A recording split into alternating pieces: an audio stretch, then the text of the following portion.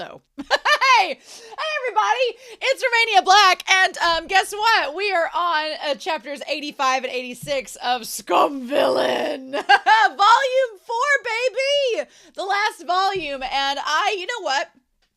We're rounding out November. It's about to be December. It's about to be Christmas season and all of that good stuff. And you know what? I, got my hair done, got a new do today, and I thought I am going to do like the little green leaves on my shirt, which felt very Shen QingQiu coded today, and I'm going to turn over a new leaf. Because the last few weeks of the story, it's been a roller coaster of emotions. Clearly, I'm glad you're still here watching. I'm so sorry for all of my craziness. But I've got 2 comments I want to talk about, and then I've got some feral fan art to finally get back to. It's been too long.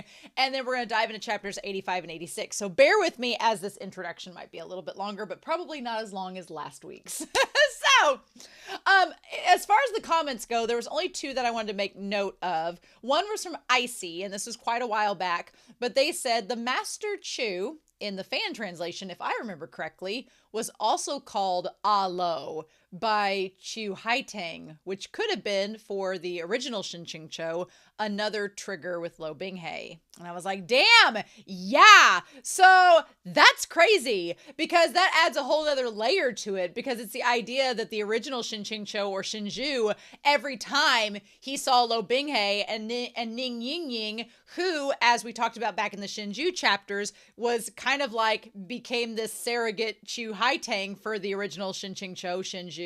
Every time she was like, Alo, all Shenju would think about would be Lou Binghe, and connect that with Master Chu, and it would just trigger all of these negative emotions. So that just adds another layer on the cake of all the crazy stuff that happened to him. So it's like, oh my God, MXTX is an amazing writer. I do not want people to think that I don't believe she's an amazing writer. She is. I am very questionable about Lou Binghe as the partner situation goes, but we'll talk about that here in a little bit. But she is an amazing writer, and I'm not going to debate that at all. I still think she's one of the best she's the only Don Mai author I've read so far, but I have a feeling she's going to be very hard to top. So then the other thing was that Icy said was the fact that the first time Shen QingQiu suffered at the hands of the OG, he couldn't bear to look at Lou Binghe. But this time, he was utterly desperate to see him. And yes, that was kind of like, that has been, I think, I've been trying to find ways to articulate my frustrations with the story, the end of volume 3 and into this last. Now, this last one was fine. We're going to talk about it in a little bit, but I liked the last set of chapters. It took me a second. I felt like I was on my guard, and I had to like earn my trust back up with MXTX to be like, okay, you're not going to screw me over again, are you? And then it worked out really well, and the ending of it was actually really good. So I do think that is a really good parallel, and I'm glad Icy brought it up, because I don't remember if I talked about it in the discussions. I don't think I did. But yeah, the first time Shen QingQiu had the dream and was suffering at the hands of the OG Lou Binghe, which now, looking back, it's like, oh, so every time they've entered the dream realm, they've essentially been intermingling with these other versions from the book. Okay, MXTX, make this complicated. But I think that that's so interesting, because yeah, at first he was like, I don't even want to be around Lou Binghe, because I don't know if this Lou Binghe is the same as the OG, and I don't know how to react about that, and I don't want to deal with it. And now he knows that the new Lou Binghe is not the same as the OG, and that's why he runs back to him. Right? So Shen QingQiu goes on all of this journey of growth and self-exploration and development. And the problem is, we as the audience, we don't get to see that with Lou Binghe. So it's frustrating when Lou Binghe seems like he's not changed at all. And Shen QingQiu has like done all of this growth and development, and Lou Binghe is the same as he was back at square one for this version, right? But we'll see where the extras take us.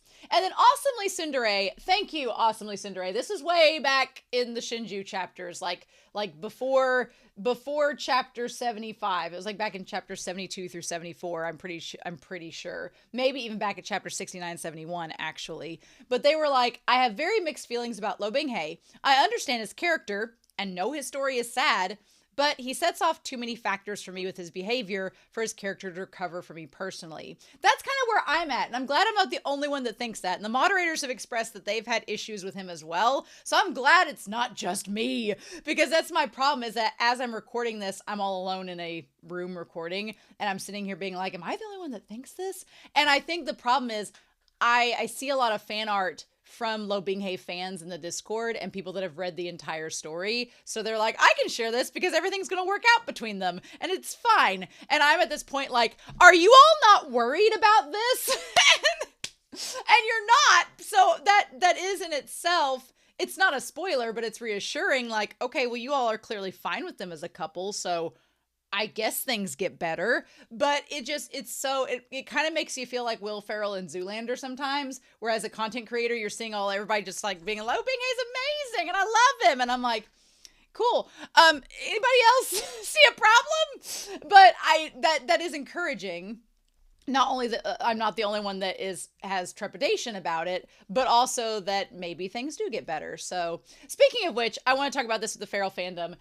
There were Pancake shared two covers that have come out for volumes 1 and 2 for the Japanese edition of Scum Villain Self-Saving System. I really like volume cover number 1. It's not too different than the one that came out in the English translation. What I really like about it is the fans. I like that you have Shen QingQiu sitting there over a scroll, Lou Binghe's being the doting little child, like, here, let me get you your stuff, sir, Shizoon. But I really like the fans, and I love the idea that the fans show each little scene. Like, you see Liu Qingyan there with Qingqi and Liu Qingge. All the Qings get me sometimes, like they get me tongue tied. They're all together in a fan. Lou Binghe in his darkened form is there. We have Xia Hualing versus Liu Mingyan there, and then we have Mo Beijun, and I'm assuming that is Sheng Qinghua or Sheng Qinghua that's there and the other fans. So it's really cool. I like it. Also, the bamboo house, the circular entrance in this version is kind of, I believe, in the inside cover.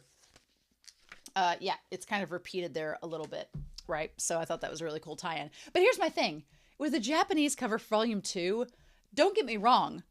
I am living for this volume cover. It is amazingly drawn. The reds, Shen QingQiu's corpse posed in Lou Binghe's arms, Jin Mo with the demonic energy. Like this is amazing. You can see Zhu Xilong out there to the side and Gong Yizhao. You can see them there. It's just like there's a little bits of Shinju that's like right there in the burning building there. Like it's an amazing volume cover for volume 2. Don't get me wrong. My thing is, if you are a Japanese audience member and you've never read Scum Villain Self-Saving System before, you're going to look at this volume 2 cover and be like, oh my gosh, Lou Binghe is going to go rescue Shen QingQiu from a burning building or all this stuff.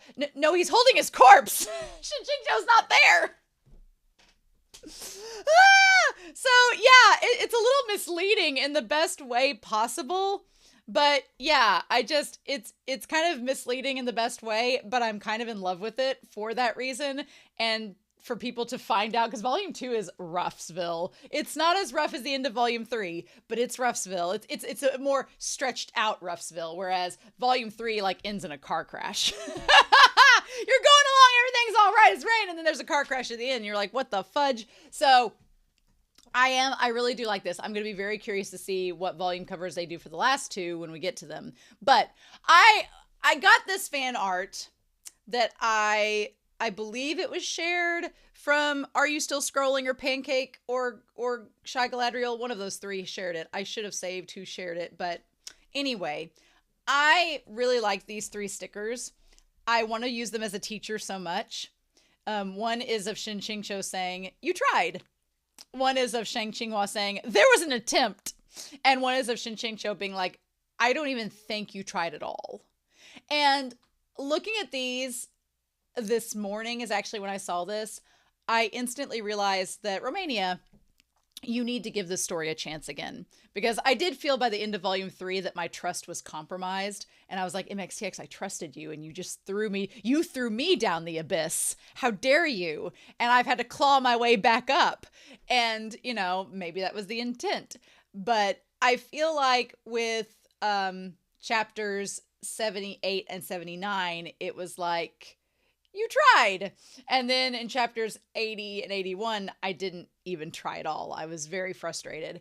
And then last week, I feel like there was an attempt, but I wasn't quite there yet. So I'm going to try to go back through, because I don't want the next 9 weeks for me being like all bitter Betty and scrounging my way back up. So I'm going to trust that you, the readers, are okay with this story. You would not have suggested that I read it had you not known. And so I need to try and make more of an attempt. I need to do as our Peerless Cucumber does and make an attempt and bring myself back up. That's what I need to do. So we still have chapter 85, which is going to continue off where we left off last week with multiverse and all that insanity. And then we have chapter 86, which is a story all its own that is going to cover pages 49 through 80 of the book, and the PDF, if you have the online version, pages 34 through 39. And we'll talk about next week and that, because that's when things start to get a little bit dicey and a little bit different. We're not going to be going in the order of the book. So that's when things are going to get a little bit off the rails. But it's Scum Villain. Why would we be expected to not go off the rails if it wasn't for Scum Villain, right? So we'll just deal with that here momentarily. But I thought that those comments and that feral fan art was worth mentioning. So thank you all very, very much. But I'm super excited. I hope you all are too. But we're not going to waste any more time. We are going to dive right in to Scum Villain Self-Saving System, chapters 85 and 86. And we're going to do that here in 3, 2, 1, and let's go. So yeah, we're talking about doing this exploring. I don't think we're talking about Dora the Explorer here. So chapter 85. A hole yawned overhead in the bamboo house, and the whistling wind funneled through it. Shen QingQiu lay on his back facing the sky. Lou Binghe's weight was on top of him like a puppy. He licked and kissed down the line of his throat. Oh my God, he is like a dog. He is like a dog. I'll be honest too. When we talk about like love language and romance stuff, like when I personally, I don't think I would want someone biting me when they kissed me. I'd be like, nope. And I don't think that I would like them licking me. That's just, I know some people like that. I do not think I would like that at all. I'd be like, I'm not a salt block. You're not a cow. I'm not a salt block. Let's not do that. So I'd be like, stop, act like a person. He stared at the gaping hole above them, which had been blasted open by one of the Lou Binghes during their battle. We don't know which one. Finally, unable to pretend he couldn't see it any longer, he said, how about we change locations? I like Shen QingQiu's like, I really don't want to be thinking about the OG version of Lou Binghe, and that's what I'm going to be thinking about, so let's go somewhere else. Lou Binghe raised his head. No, he said obstinately. Leaving the mountain and booking a room or whatever would be better than this. I like that Shen QingQiu's like, let's go. And Lou Binghe's like, nope. Shen QingQiu had yet to comment when Lou Binghe repeated himself. No changing. Let's do it here in the bamboo house. He said it very firmly. In all likelihood, the bamboo house was a very special place to Lou Binghe. Shen QingQiu capitulated and went to remove his clothes himself, which is very paralleling Volume 3. At this point, he could say he's had some experience. He couldn't wait for Lou Binghe to remove them. If he did, those clothes would no longer be in a wearable state. So it was better to fully strip himself first. We'll discuss at the end of this. I'm not going to do like last time and talk through it because we're going to let this all happen. After a spate of rustling, their outer robes, inner robes, and waist sashes all fell to the floor one by one, the teal and black overlapping. Now that they were exposed to each other, a chill wind blew past, and Shen QingQiu felt very keenly that he was both a bit cold as well as a bit embarrassed. Yet Lou Binghe didn't seem to feel the same in the least. He knelt between Shen QingQiu's legs, his Adam's apple bobbing, an expression terribly nervous. The last time they'd done this was on Maigu Ridge, and he'd been in a daze. He didn't remember it very well, but he'd seen the disastrous, bloody aftermath, and knew just how dreadfully he'd done. On top of that, he'd just suffered a massive blow to his own ego, so he sorely wanted to put on a good performance. He had no idea how to go about doing so. Watching him hesitate, Shen QingQiu found him pitiful. He sighed and took the initiative, reaching out to undo the belt of Lou Binghe's pants. Lou Binghe's pale face flushed red, and Shen QingQiu couldn't resist using a hand to scratch at his chin. This child really was quite adorable when it came to these things. But after undoing his belt and looking down, he saw that thing already alert and erect, and all of his thoughts of adorability instantaneously flew off beyond the 9 heavens. Fuck the size! Absolutely not, Shen QingQiu said resolutely. Those words struck Lou Binghe like lightning. Oh, but Shizun, you promised. What he meant by absolutely not was, we can't just go to town like this. I'll die. Just how had he managed to survive last time? How had this thing gotten inside of his body without killing him? How had he not been annihilated? Shen QingQiu struggled for a moment and then said, let me take care of you once with my hands. At least he could jerk him off to deflate it a bit first. Shen QingQiu's 5 digits had never serviced another person before, so this was a groundbreaking first for him. He prodded the purple, oh my God. He prodded the purple red head of that fleshy pillar with its ridiculous construction and bulging veins. Oh my God. And then steeled himself and grabbed it. To be fair, real quick, Lou Binghe cannot help that Shen QingQiu drew him with like a manhwa-sized dong. Cannot help that. And Shen QingQiu's like, the fudge. Lou Binghe yelped in pain, his expression a little aggrieved. Shen QingQiu focused on hypnotizing himself. His grip neither tight nor loose as his hands slowly began to move. The more he jerked Lou Binghe off, the more alarmed he became. Whether it was a question of girth, hardness, or temperature, this definitely wasn't something that belonged on a living organism, right? It'd be more correct to call it a weapon, right? After the rough start, where Shen QingQiu hadn't yet figured out the right level of force, leading his grip to be a little painful, Lou Binghe visibly got into the mood with a quickness. He stared at Shen QingQiu, squinting a bit through limpid, quavering eyes, and his breath became too slightly unsteady. Shen QingQiu's face was blank, but his actions were fervent. The more he rubbed, the sorer his hands became. But other than a tiny trickle of white fluid released from that flared head, man, we'll talk about this in the discussion. This infernal object demonstrated absolutely no intentions of further release. It wouldn't go down. It wouldn't surrender. If anything, it stiffened further. No matter how calm Shen QingQiu kept himself, he couldn't stop his expression from twisting.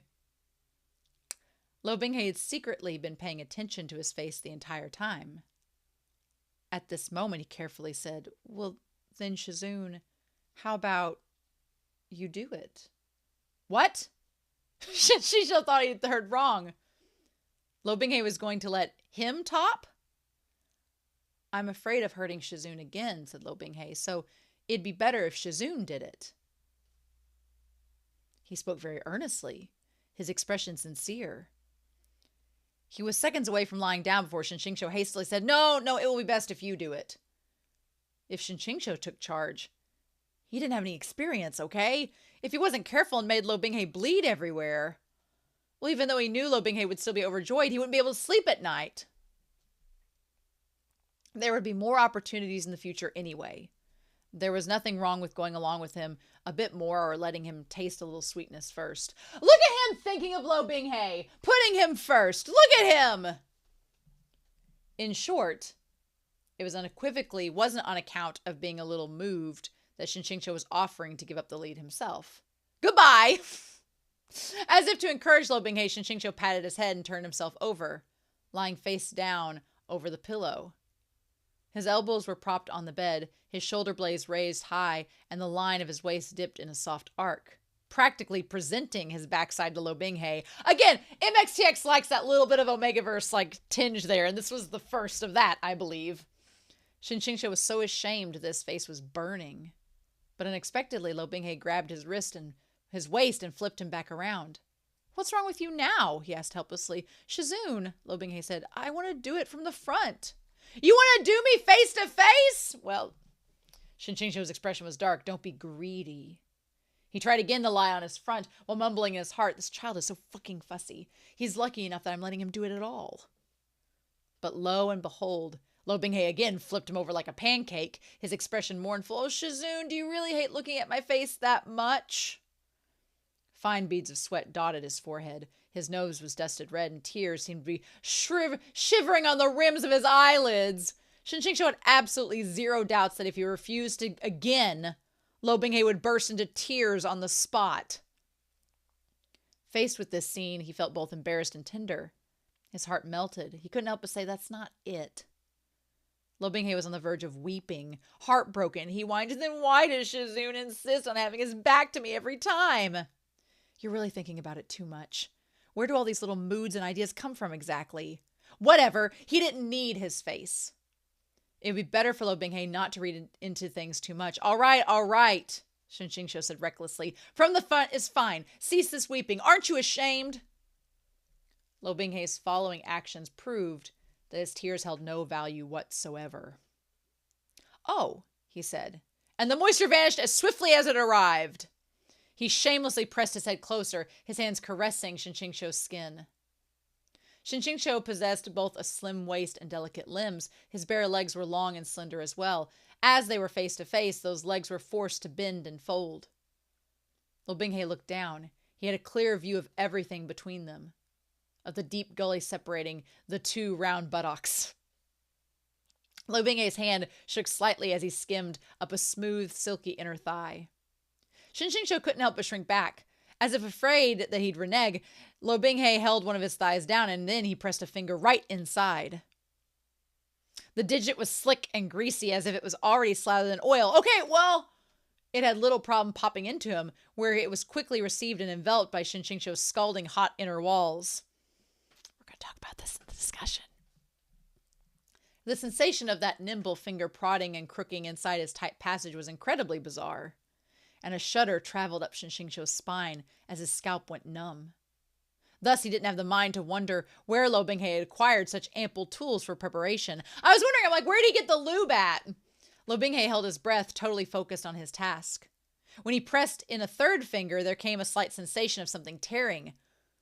Shen QingQiu gasped and grabbed Lou Binghe's forearm, gritting his teeth. "Slow down!" Like a toddler learning to walk, Lou Binghe did indeed slow down and followed Shen QingQiu's instructions, proceeding step by step as he tried to press and rub. When he found a tender spot along those walls, Shen QingQiu shuddered, suddenly finding it all less unbearable. Enduring his shame, he said, "There, that's fine." Why did he need to teach another person how to fuck him? Having to act the master even in this situation. Shen QingQiu truly wanted to light an entire Sangjiang Mountains worth of candles for himself. Lou Binghe stretched him out carefully while studying his expression. The corners of his eyes, which had been dyed a faint red, the tightly pressed lips that stifled all sound, the brows that at times wrinkled, at times relaxed. Lou Binghe's eyes captured each and every minute change. The sensation of having nowhere to hide made Shen QingQiu feel even more excruciatingly ashamed, and he was about to turn his head to the side in embarrassment.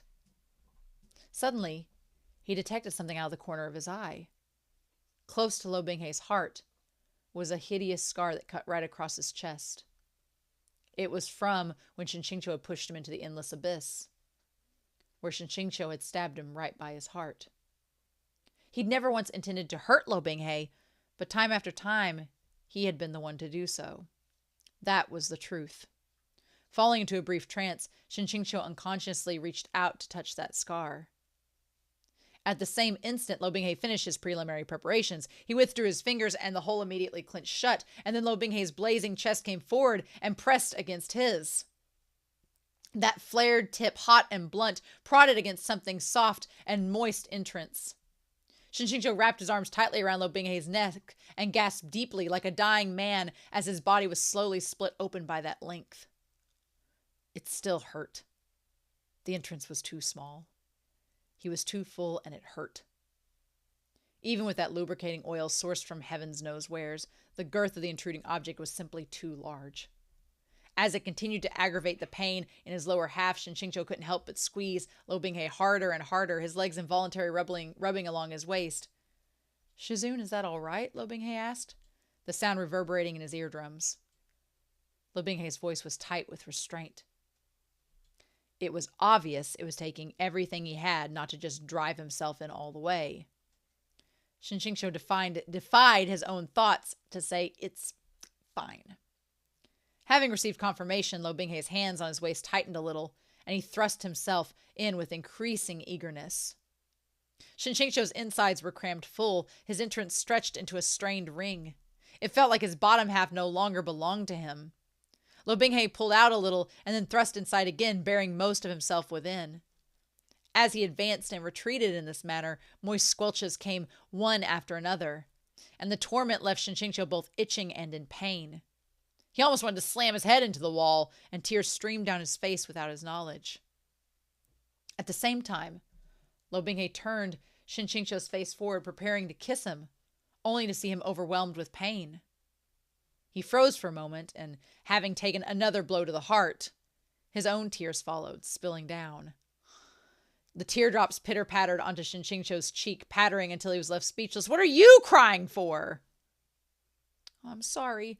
I hurt Shizun again, Lou Binghe said in a trembling voice. Shen QingQiu didn't reply. It's because this disciple is too stupid. Two people crying at each other? What the hell kind of situation was this? Enduring the discomfort in his lower body, Shen QingQiu pecked Lou Binghe's eyes and cheeks, kissing away his tears. It's fine.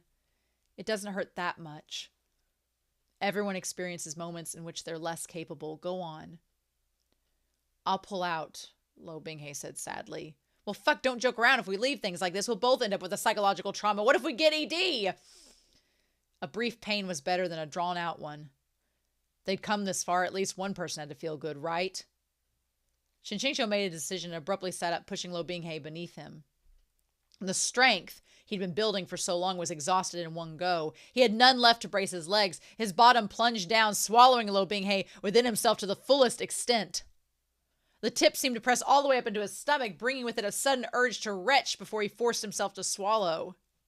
Lou Binghe hadn't come the last time, so it probably hadn't counted as fully losing his virginity.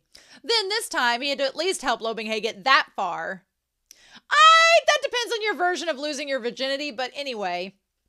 As he thought this, he propped his arm against Lou Binghe's abdomen and managed to sit up a little bit. Suddenly, the thick, hard object inside him rubbed against something, and a burst of tingling numbness swept through him, exploding within his stomach and flooding his entire body. Taken by surprise, Shen QingQiu's back went weak and he collapsed forward. Lou Binghe sat up just in time to catch him and folded him into his arms. Lou Binghe's senses were incredibly sharp. Oh, Shizun, does it stop hurting when I touch there? He asked doggedly. Not only had it stopped hurting, it had even felt a little good. In this position, Shen QingQiu's legs were spread wide as he sat atop Lou Binghe. Face to face, their lower halves pressed seamlessly together. In order to keep his balance, Shen QingQiu was forced to circle his limp arms around Lou Binghe's neck. Even Lou Binghe's gentlest movements shifted their snugly joined lower bodies, and Shen QingQiu couldn't stop a couple of closed-mouthed whines from slipping out. Delighted and rejuvenated, Lou Binghe fully embraced Shen QingQiu's hips and lifted them a little, then dropped him down while aiming for that spot. This time, Shen QingQiu could no longer hold it in. He let out a gasp, his trembling legs no longer obeying him as they clamped down on Lou Binghe. His entrance, too, clenched in a death grip. Having found the key, Lou Binghe officially went on the offensive. He had no technique at all. He only knew to thrust fervently. But it was precisely this that he could strip a person of their last defenses. Shen QingQiu didn't know whether he was in pain or taken by bliss. The jostling disrupted his faint groans and disordered gasps, turning them choppy and intermittent, while the sounds of sticky squelches and slapping flesh came from below.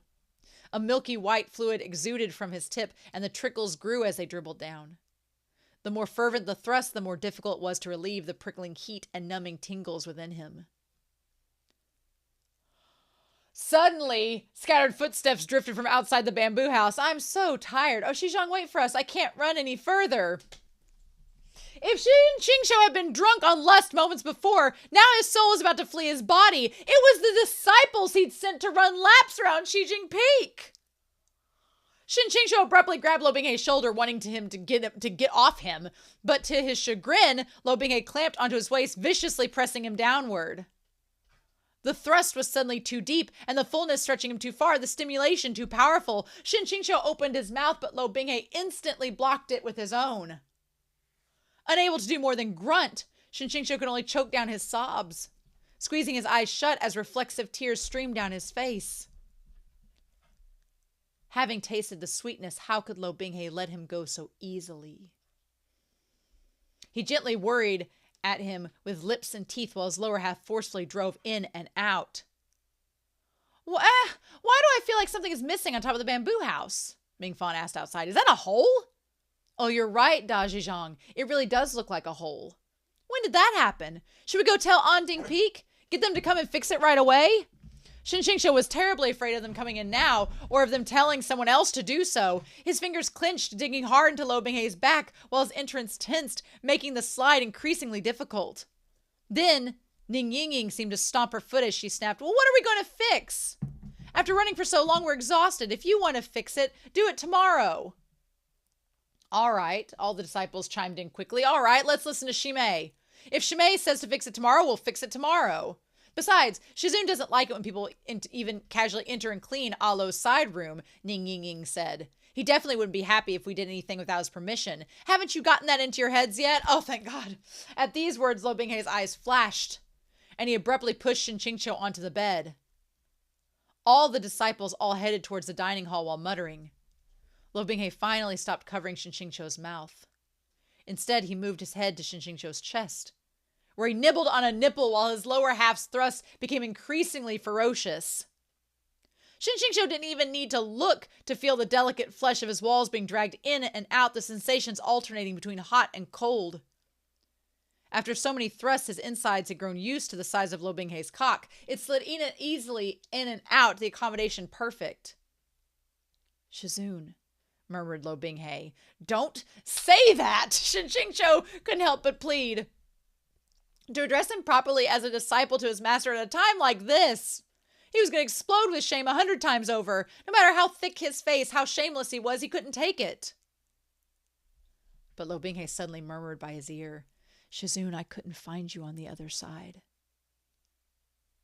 His voice was trembling slightly. Shen QingQiu dragged himself back to attention. The me over there had so many people at his side, but he didn't have you. Shizun, I searched for a long time, but I still couldn't find you. The reason I became like that, was it because I didn't have you? A pause. I don't want to become like that. Oh, he's talking about the OG version of him. Okay, that makes more sense. Shen QingQiu took a deep breath and pulled Lou Binghe's head towards his chest where he stroked it. Don't worry. You won't become like him. A moment, and your Shizun will never throw you away ever again. Demons had incredible stamina. This, Shen QingQiu knew. Male leads also had incredible stamina. Shen QingQiu knew this as well.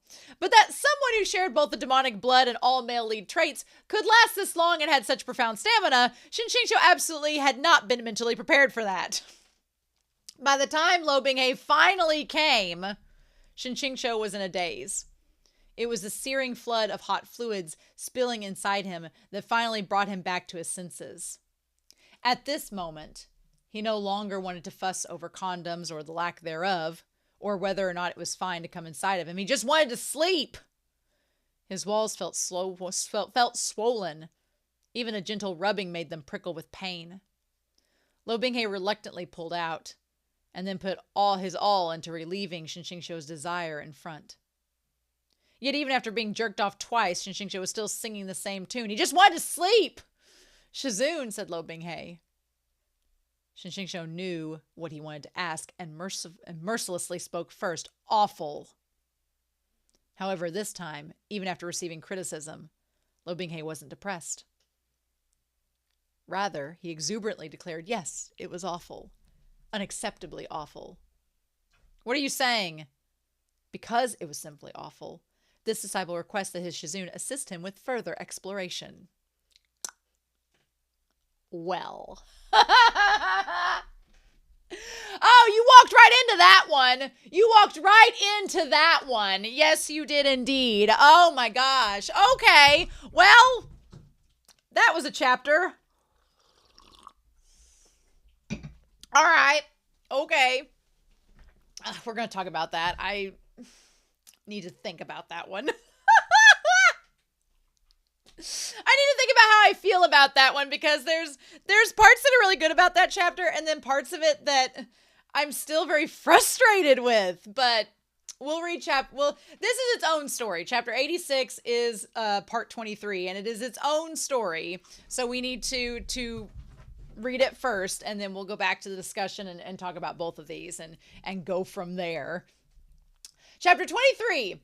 Recalling an experience of fighting succubi with Great Master Liu. What? So we get Liu Qingge? Chapter 86. Okay. All right. This story took place during the period of time after Shen Laoshi kicked Lou Binghe into the abyss. I'm guessing Shen Laoshi is Shen Yan, our current one? Or is this the OG Shen QingQiu?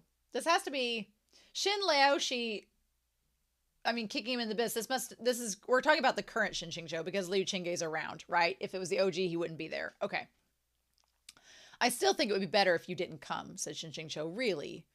Liu Qingge acted as if he hadn't heard anything and continued walking. He stalked with large strides and an arrogant gaze, Changlon's tassel swaying behind him. It was as if he was walking not on a narrow, thicket-ridden mountain path full of uneven shrubs and hanging vines, but on Bison Peak's training grounds underneath a blazing sun. Shidi, don't force yourself, Shen QingQiu sincerely admonished him. Are you heading back or not? Liu Qingge interrupted. After I take care of this support ticket, after I take care of these succubi, I'll head back! Like the system's telling him there's support tickets. You said that last time, too. Mm-hmm. And then you vanished for a month. Xizhang won't die out here. Every time Without a Cure acts up, don't I always return to Sangzhong Mountain to look for you? Shidi doesn't need to go out of his way to chase after me. I'm not chasing you, Liu Qingge said emphatically. Zhangmin Xizhang ordered me to come. Yes, Shen QingQiu said sorrowfully. Zhangmin Xizhang really is too kind. After a pause, he added, in truth, Xizhang's only looking out for you. The rumors at the foot of the mountain say that these succubi adore beautiful men who are full of vigor, and so if Liu Shide insists on coming, they'll undoubtedly target him. You just called Liu Qingge handsome and hot, and so he's just like, Liu Qingge humphed and was about to reply when a stream of gorgeous, enchanting songs began to languidly echo down the valley. The singing was beautiful, filled with an invitation that lingered after the melody, and any who heard it felt a feathery touch brush their heart. Unless you're gay like these two. The two of them turned off the path and arrived at the entrance to a cave. Some 10 young servant girls emerged from the surrounding grass and flowers. Every single one was radiant, their hair combed into twin buns, their appearance young and tender. In fact, they were young and tender, so much they didn't need to know restrain for their fey aura. Who are you, newcomers? They called out crisply. At the sight of this bevy of young girls blocking their way, Shen QingQiu said pleasantly, well, we are! But before he could finish greeting them, Liu Qingge reached back for Changlon and slid the blade 2 inches from its sheath. Sword glare swept through the area. This simple motion carved the boulder covering the cave in two, and the girls immediately shrieked, retreating into the foliage. Because of the advantages of their race, succubi often had a pleasing appearance, and they rarely had the chance to encounter such violent treatment. On top of that, these ones were young and had little real-world experience. They promptly started to cry. The mountainside was filled with the sniffling and sobbing of young girls as they wailed and wept. Shen QingQiu rubbed his ears. Shidi, you have absolutely no idea how to treat women gently. Liu Qingge was irritated, and his words were clipped and forceful, spoken without hesitation. There's no need to be gentle with monsters. Hurry up and fight, and then we can go back. Suddenly, someone from within the cave said, these two immortal masters are so rude. Exactly how have my girls wronged you to warrant such an awful scare? With these soft and gentle words, a willowy woman in a deep green sashayed outside. Sunlight illuminated her at the entrance to the cave, revealing her dewy white skin and coquettish face, and how within every single one of her movements there lay an overwhelming charm. "Madame Mayenne, this cultivator's scary!" cried the succubi who Liu Qingge had frightened to tears. "He's bullying us!" This Madame Mayenne was not only a succubus, but also stunningly beautiful. Therefore, as was the way of harem novels, she and Lou Binghe had necessarily enjoyed an affair. Normally, Shen QingQiu was very self-conscious around any woman who Lou Binghe had touched. Forget voluntarily approaching them to cause them trouble, he avoided them like the plague. As for why he steeled himself and joined in on the fun this time, he had two reasons. The first was that the crying of the old couple at the foot of the mountain had been too heartbreaking to ignore, as they bemoaned the plight of their only son, whose soul had been practically stolen away. The second was that Madame Mayenne's promiscuity. Outside of Lou Binghe, she had an uncountable number of husbands and lovers. Her affair with Lou Binghe was only a one-night stand. She never actually entered his harem. The purpose of her episode had mainly been to give readers the vicarious pleasure of cucking a whole bunch of people.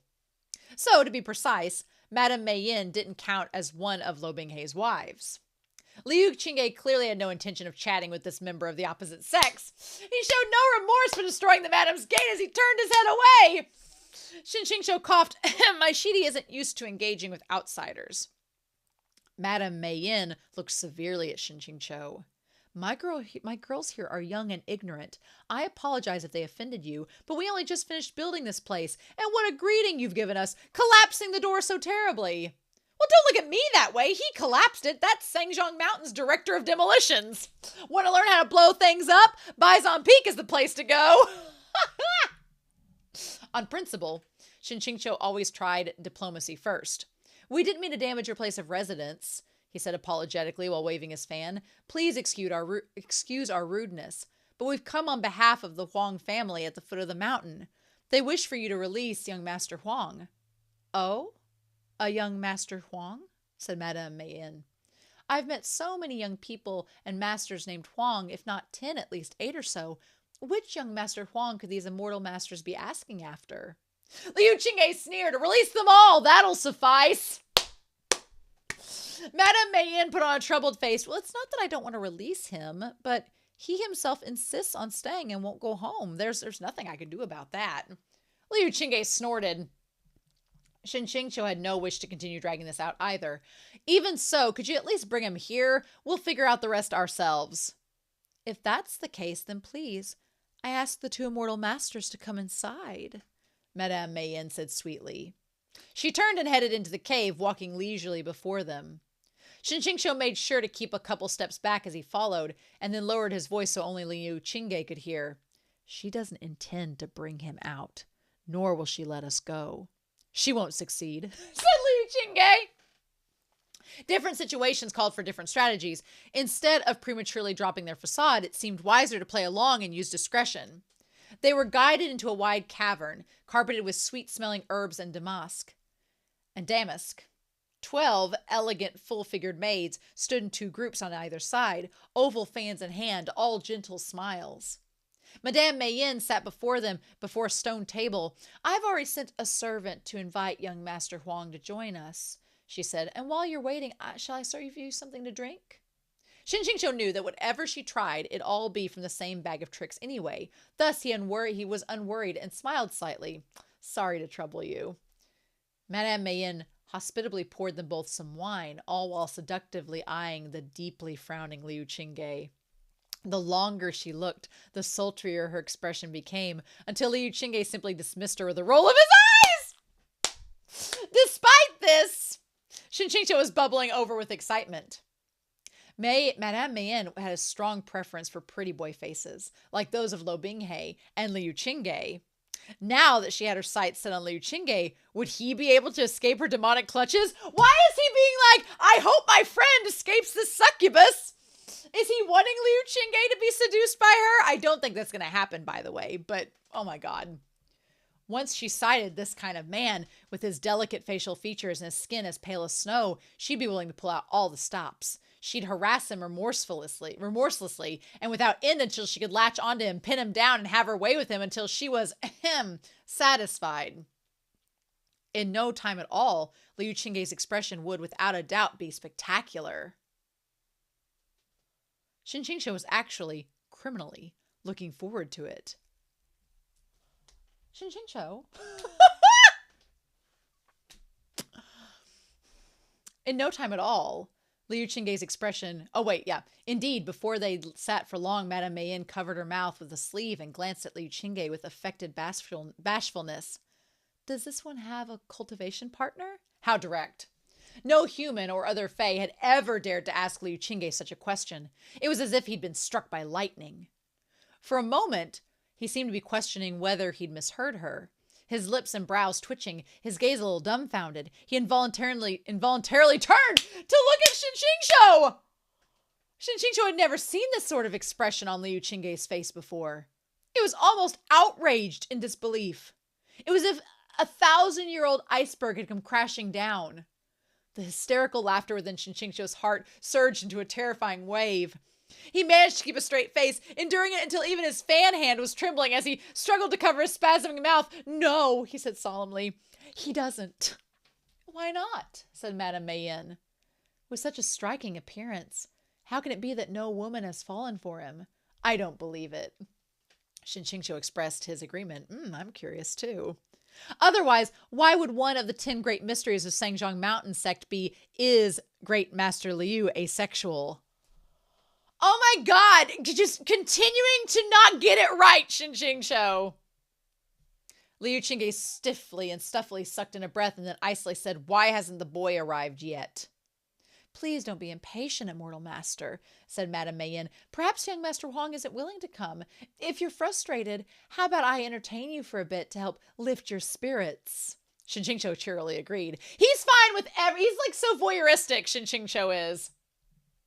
With this, I have no other skills, but at the very least, my meager divinations and fortune-telling on the matter of love have always been accurate, she said.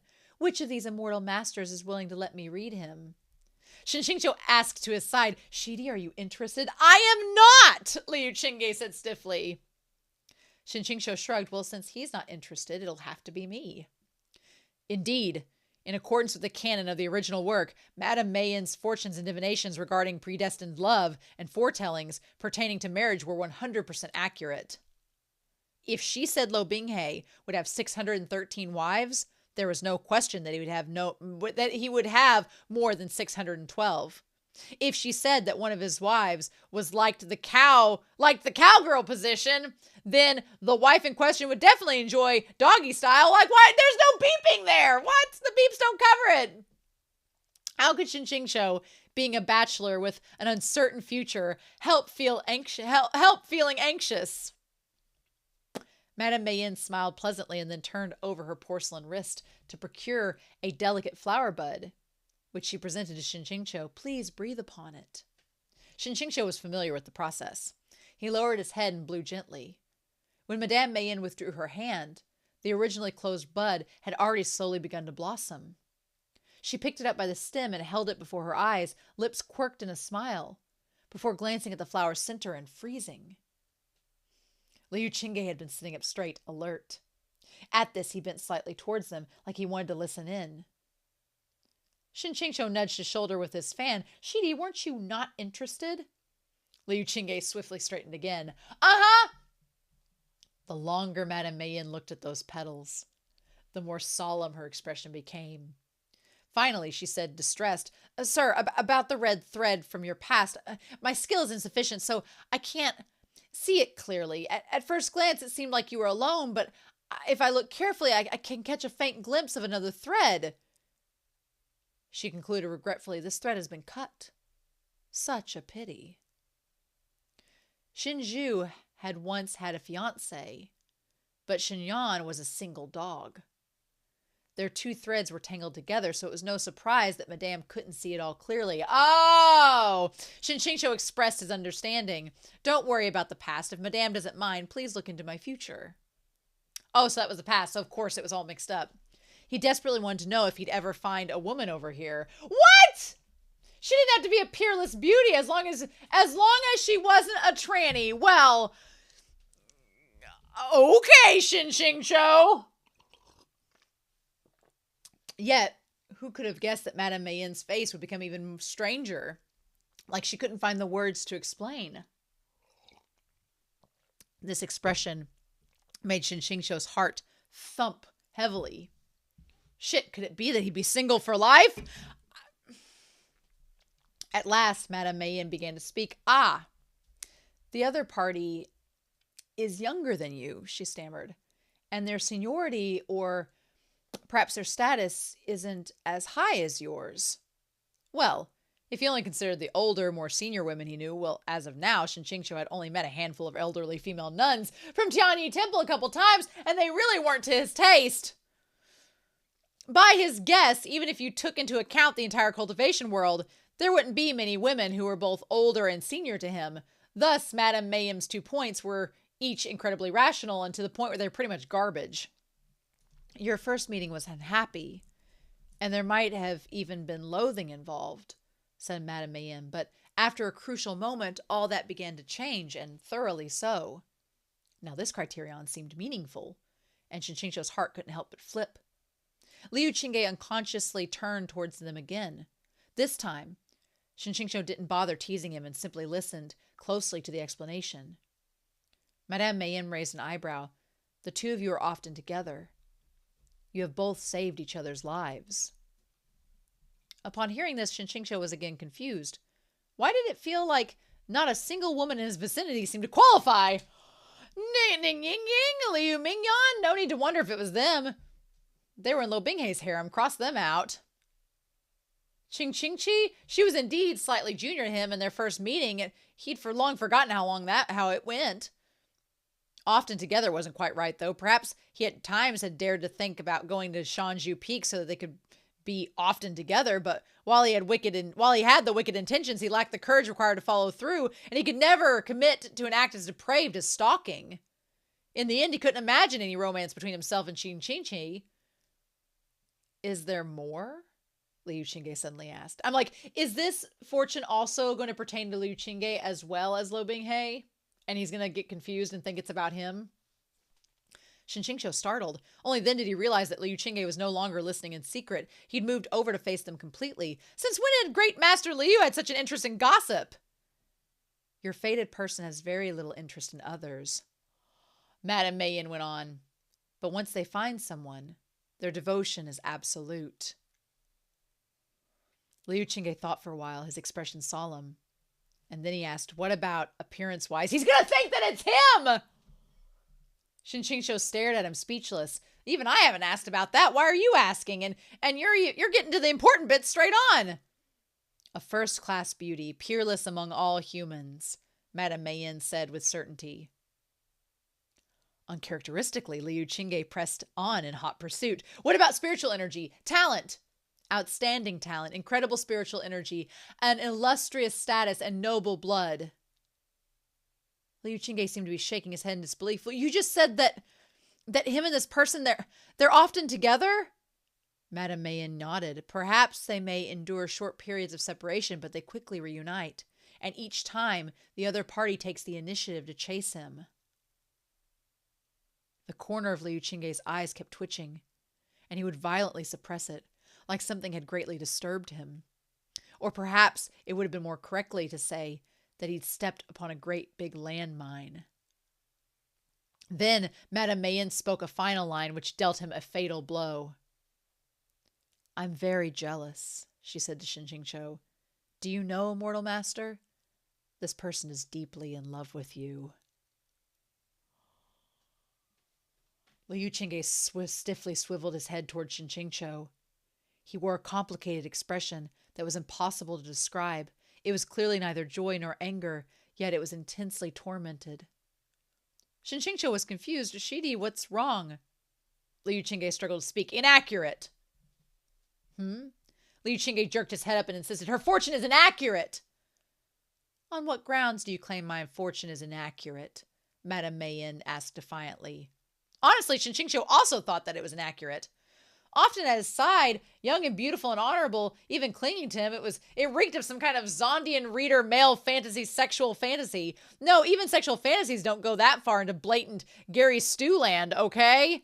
A dream girl who met all these criteria? There was definitely no one like that in his circles. And even if there were, she'd be a member of Lou Binghe's harem. Ugh! Nonsense, Liu Qingge said firmly. Deeply in love? Absolutely not. With her specialty and exclusive ability having been called into question, Madame Mayen became furious. Well, you're not his fated partner, so how would you know if it's inaccurate? Wait, young Master Huang hasn't even arrived yet. So could you two stop clashing over something so trivial? And the person this matter concerns is me, isn't it? Liu Qingge had long run out of patience. The moment Madame Mayen snapped, he exploded, slamming his palm down. The stone table split cleanly in two, and Cheng Luan unsheathed itself in answer, unleashing razor-sharp sword glares. Enraged, Madame Mayen clapped, "Everyone come out!" Wait, why fight now? What was the catalyst? I still don't know what the turning point was. Naturally, everyone ignored Shen QingQiu's outstretched hand. At the sight of Madame Mayen, her several dozen succubi servants surrounding them, he adjusted his expression and hurriedly readied himself for battle. Cheng Luan rove back and forth with a chaotic flurry of spiritual blasts, after which Madame Mayen whistled shrilly. Shit, not so fast! I haven't psychologically prepared myself yet! At their mistress's whistle, all of the succubi servants' clothes exploded off of their bodies! White, no matter where he looked, it was a great sea of nude white bodies. Though Shen QingQiu knew that succubi loved playing this trump card, destroying their clothes en masse in a fiendish and frenzied dance, that didn't mean that he could witness such a shocking scene firsthand and withstand the impact. He subconsciously closed his eyes and backed up 2 steps, slamming into Liu Qingge. The cavern reverberated unendingly with the succubi's charming, incessant cries. A normal man would have been mesmerized and thrown down his sword, gladly succumbing to a blissful paradise of tender women's warmth. But Shen QingQiu was stunned to see that not only did Liu Qingge act like he had seen nothing, he was utterly expressionless as his sword swept in wide arcs, the blade flashing and trailing blood, slaughtering his foes in a frenzy. The nude succubi revealed their true forms and moved on all fours, their sharp nails digging into the mud and stone, spittle dribbling from their mouths. They flung themselves at the 2 people that they had surrounded, only to be knocked back by spiritual energy. Shen QingQiu wanted to fight seriously too. Really, he did, but he couldn't bring himself to look at them head on. Even an experienced, well-guarded elder like himself, faced with such a fresh and lively flood of nude bodies, had a hard time maintaining his composure. How could Liu Qingge fight like it was nothing? Madame Mayen's lovely face had gone pale. She hadn't predicted that she would fail to mesmerize them even with all of her subordinates. She picked up her skirts and ran. Shen QingQiu had originally wanted to give chase, but when he thought about it, their current task was only to rescue the old Huang couple's son and the other captured men that the succubi were keeping as pets. There's no need to fight anymore, he said to Liu Qingge. There isn't much they can do anyway. It's more important to rescue everyone. Out of the blue, Liu Qingge said, "Don't believe her." Shen QingQiu was baffled. Huh? That thing before, she was just messing around. Don't be so agitated. I never believed her. Great Master Liu's behavior was awfully strange. Shen QingQiu couldn't help but glancing at him. He'd barely done so when Liu Qingge met his eyes and snapped, "Don't look at me!" The more insistent he became, the more Shen QingQiu wanted to look at him. Only then did he realize that, whether because of anger or for some other reason, Liu Qingge's face, from the corner of his eyes to his cheeks, was now dusted pink. His always indifferent gaze seemed like a frozen lake that had been shattered into 1,000 fragments, and the fragments now surged about in his eyes. Shen QingQiu kept staring at him, and then suddenly he reached over to feel his pulse. As soon as he grabbed Liu Qingge's wrist, he realized Liu Qingge's temperature seemed slightly high. He counted his pulse for a while and then said sternly, "Liu Qingge, tell Xizhong the truth. Have you dual cultivated with someone before?" "Why are you asking this?" "I'm just asking. You know how dual cultivation works, right?" Liu Qingge exhaled and then said through gritted teeth, "Shen QingQiu. All right, I'll ask something else. Liu Qingge, right now, how do you feel?" Could he endure until they got back? "Not good," said Liu Qingge. "Of course not. Even if he was Great Master Liu, being poisoned by the succubi's natural innate mesmerizing fragrance, or in other words, their aphrodisiac, was profoundly, not good. Shen QingQiu sprang to action. "Liu Qingge, do your best. Xizhong has things to do and will be going on ahead. Liu Qingge grabbed him by the back of his collar. What do you mean, my best? He snapped. What do you mean, things? Shen QingQiu looked back and jerked in shock.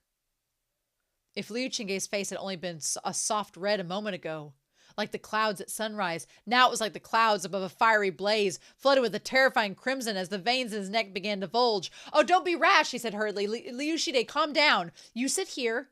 Xizhang will go free the other young masters and then return and find you. Rest easy. I absolutely won't be back for a while, so you can do whatever you want. No one else will know. So he can like jerk off or something to relieve the tension. With that, he turned on his heel and tried to leave, but Liu Qingge clasped his shoulder with a hand that felt more like a fine iron claw. Why are you running? It's like the meme. Why are you running? Motherfucker, he's still at it. Liu Qingge, Peak Lord Liu, blood brother, I'm giving you the time and space you need to resolve your problem. Don't tell me you can't even take this kind of hint. Have you lived all your years doing nothing? Did your core consume your brain? Even if Xizhang stayed, he would be useless, said Shen QingQiu. Liu Qingge laughed coldly. Let me beat you up. Help me vent. That'll be plenty useful. This wasn't a problem that beating him up would solve. Shidi, why are you so irritable? If you go on like this, the succubus poison will take over your mind. Liu Qingge's handsome face was splotched with red and white. It seemed like he'd been worked up into true distress. But he had no idea what to do with it. He clung helplessly to Shen QingQiu, simply unwilling to let him go. Oh my God, are you going to make Shen QingQiu do something? At the sight of him being so pitiful, Shen QingQiu couldn't help but think of how the Bison Peak was a gang of thugs who only knew violence, and about how everyone there was obsessed with cultivating and fighting. Perhaps Liu Qingge, who'd grown up with such traditions, really was mentally deficient with regards to this sort of thing and didn't even know how to jerk off. The deep pang of sympathy struck him. When it came to coaxing others, Shen QingQiu was an expert. Unfazed, he said, Liu Qingge, come. Do you remember how we first met? As was to be expected, the original novel had never explained in detail how these two cannon fodder characters had become nemesis. When Shen QingQiu was only rambling as he tried to distract him. Normally, you could never have so easily messed with Liu Qingge, but now he let himself be pulled along, barely managing to keep his focus in his confused daze. As they walked, he ground out, I remember. I hit you at the 12 Peaks Sword Trials Terrace. Silence. So that's how it was. It takes a good fight to forge a true friendship.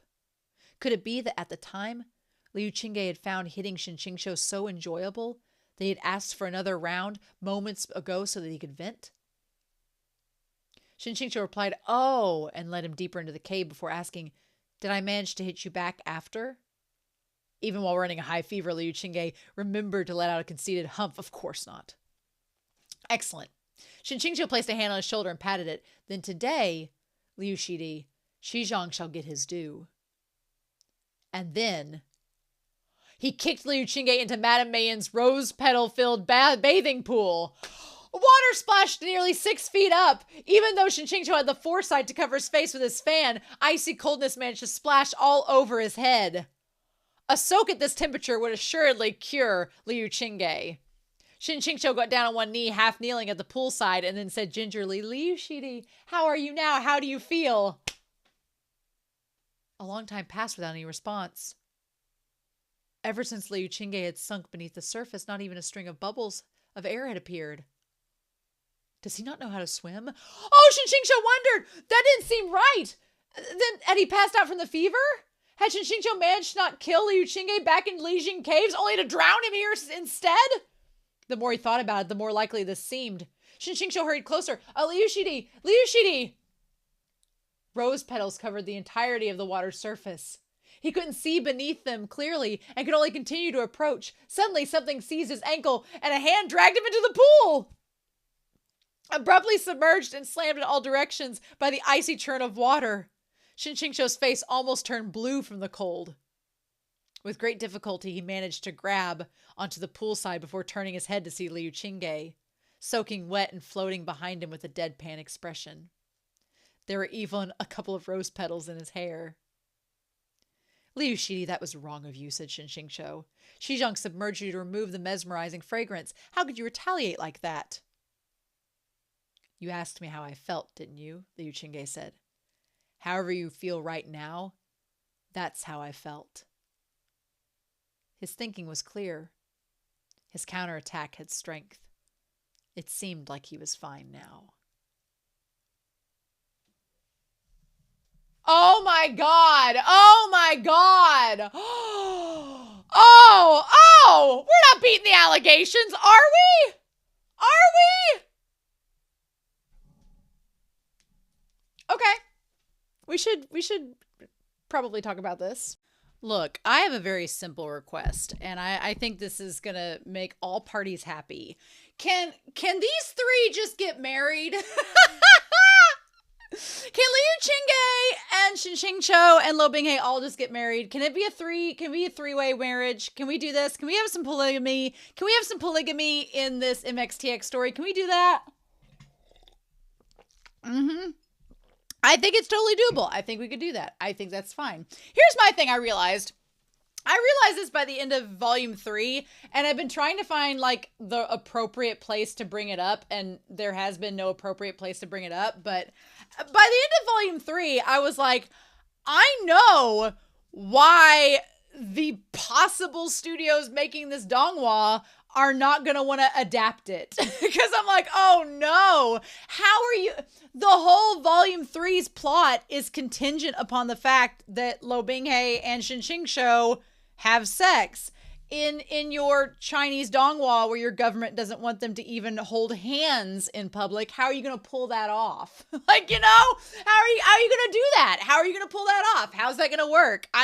Because this discussion is probably going to have not plot spoilers, but overall thematic and romance spoilers for Heaven Official's Blessing and Modao Zushi. So if you have not watched or read to the end of either of those series, I'm not going to spoil specific plot points, but I'm going to talk overall about their romantic interests between the two main characters in those series. So if that's not for you, then just err on the side of caution.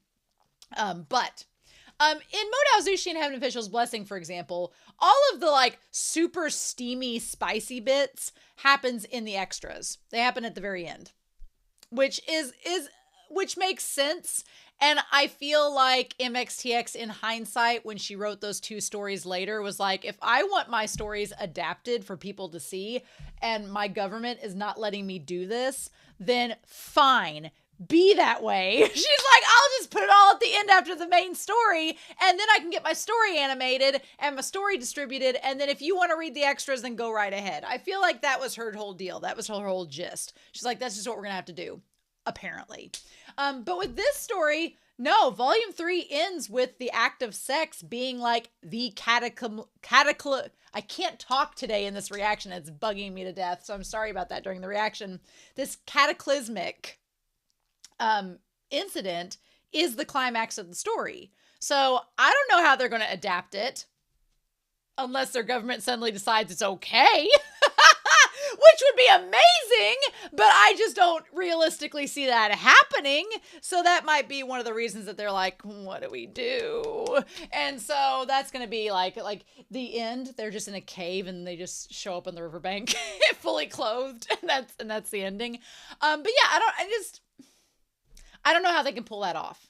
I don't know. And I've been wanting to say that a couple weeks now. And I'm like, I don't know how in the donghua they're going to pull that off. So as much as I want season 2 of the donghua and potentially season 3, do I think they're going to animate to the end of volume 3? I personally don't think so. And I think that there's so much sexual activity in this story, which is not a bad thing, but because their government's like, no, then I don't know how it would get a live action adaptation either. Because like with the Untamed, and then they're doing the live action for Heaven Official's Blessing, there's lots of things you can do to go around the censors with glances and looks and things like that. But Lou Binghe is so upfront and so just like a dog licking on you and stuff. You know, you could have a fervent gaze between Lan Wangji and Wei Wuxian, and that executes all you need to in terms of their romance. You could have a moment where Hua Chong like kisses the wrist of Shi Lian or sucks the blood out of his hand, and that gives you all you need to know. You can do that. Lou Binghe is literally biting his lip till it bleeds. It's like, you know, are you going to subtly write that one off? And it's not a bad thing. I'm just thinking of it from a production standpoint. I can see now why there's not more versions of this story, because it would be very difficult for a government that doesn't want to propose that to pull it off. So there's that. But so these two chapters, I actually am kind of glad I read them back to back and together, because one is focusing solely on the relationship between Lou Binghe and Shen QingQiu, and one, without Shen QingQiu clearly thinking and realizing it, is between him and Liu Qingge. And we're going to talk about that. We're going to talk about that whole chapter because I loved that chapter so much. I was like, yes, please. And then chapter 85, Lou Binghe, what am I going to do with you? What am I going to do with you? That's what I want to say about that. So I'm like, okay. I'm trying. I'm going to make an attempt to work through this. There's a lot part about both chapters I really like. Before we get started, I do want to go to Reiki's chapter titles and talk about the chapter 85 title and 86 title that are spoiler tagged, but we're going to see what they are now. Chapter 85 is called You Understand. Okay, so chapter 85, we're going to talk about that. You Understand. That's a very interesting title indeed. And then chapter 86 is called Remembering an Experience of Fighting Said Goodbye with Great Master Liu. So it's the exact same name as the book title. Okay, cool. Okay, here's what's going to be crazy next week. I'm going to go ahead and tell you all before we dive into this. Next week, I am not going in order of the book because the book jumps around and reorganizes everything. We're going to keep track over here of the chapters week to week. So our chat and how they vary versus one version versus the other. So we're going to have like the OG. It's kind of like the OG versus the translation. We're doing our own transmigratory like reimagining of the story. You know, we're going to change it that way. So here we have the idea of, oh my gosh, what was last week's chapter even about? I was so consumed by this week's. So we have the incident of Shen QingQiu and Liu Qingge on their mission. I'm going to redo that to where it's together. And then going back through this, oh my God, it was the two Lou Binghes versus each other. I'm so disinterested in Lou Binghe, I forgot that it was about him versus him. No, I'm kidding. So it was OG Lou Binghe versus new Lou Binghe. The whole Bing Mei versus Binghe. And then we had Shen QingQiu and Liu Qingge with the succubi. And in both versions, they are together there. So those are the first two extras. And in both versions, they're in that order. Next week, we're going to be jumping a lot of pages to pages 259. We're going to jump like 200 pages ahead to do chapter 87 and 88 together is what we're going to be doing next week. So that's going to be pretty exciting. But we'll find out what those are later. So yeah, anyway, let's go ahead and talk about chapter 85. So basically where we left off at was with them going back to the bamboo house. And I want to talk about a couple things with the chapter because there is something, and I want to address what I'm sure will be a common complaint with what I'm going to say throughout this chapter. And I want to address it because I do find it important. When I was going through this chapter, in my head, I was making comparisons to Heaven Official's Blessing and Modao Zushi. And I'm sure some people will, I feel like some people, when I was reading Heaven Official's Blessing, some people would talk about the romance with Huachong and Shilian being fluffy. And it is fluffy. It's like warm and cozy, but it's also like old man yaoi. It's just basically that. It's mature.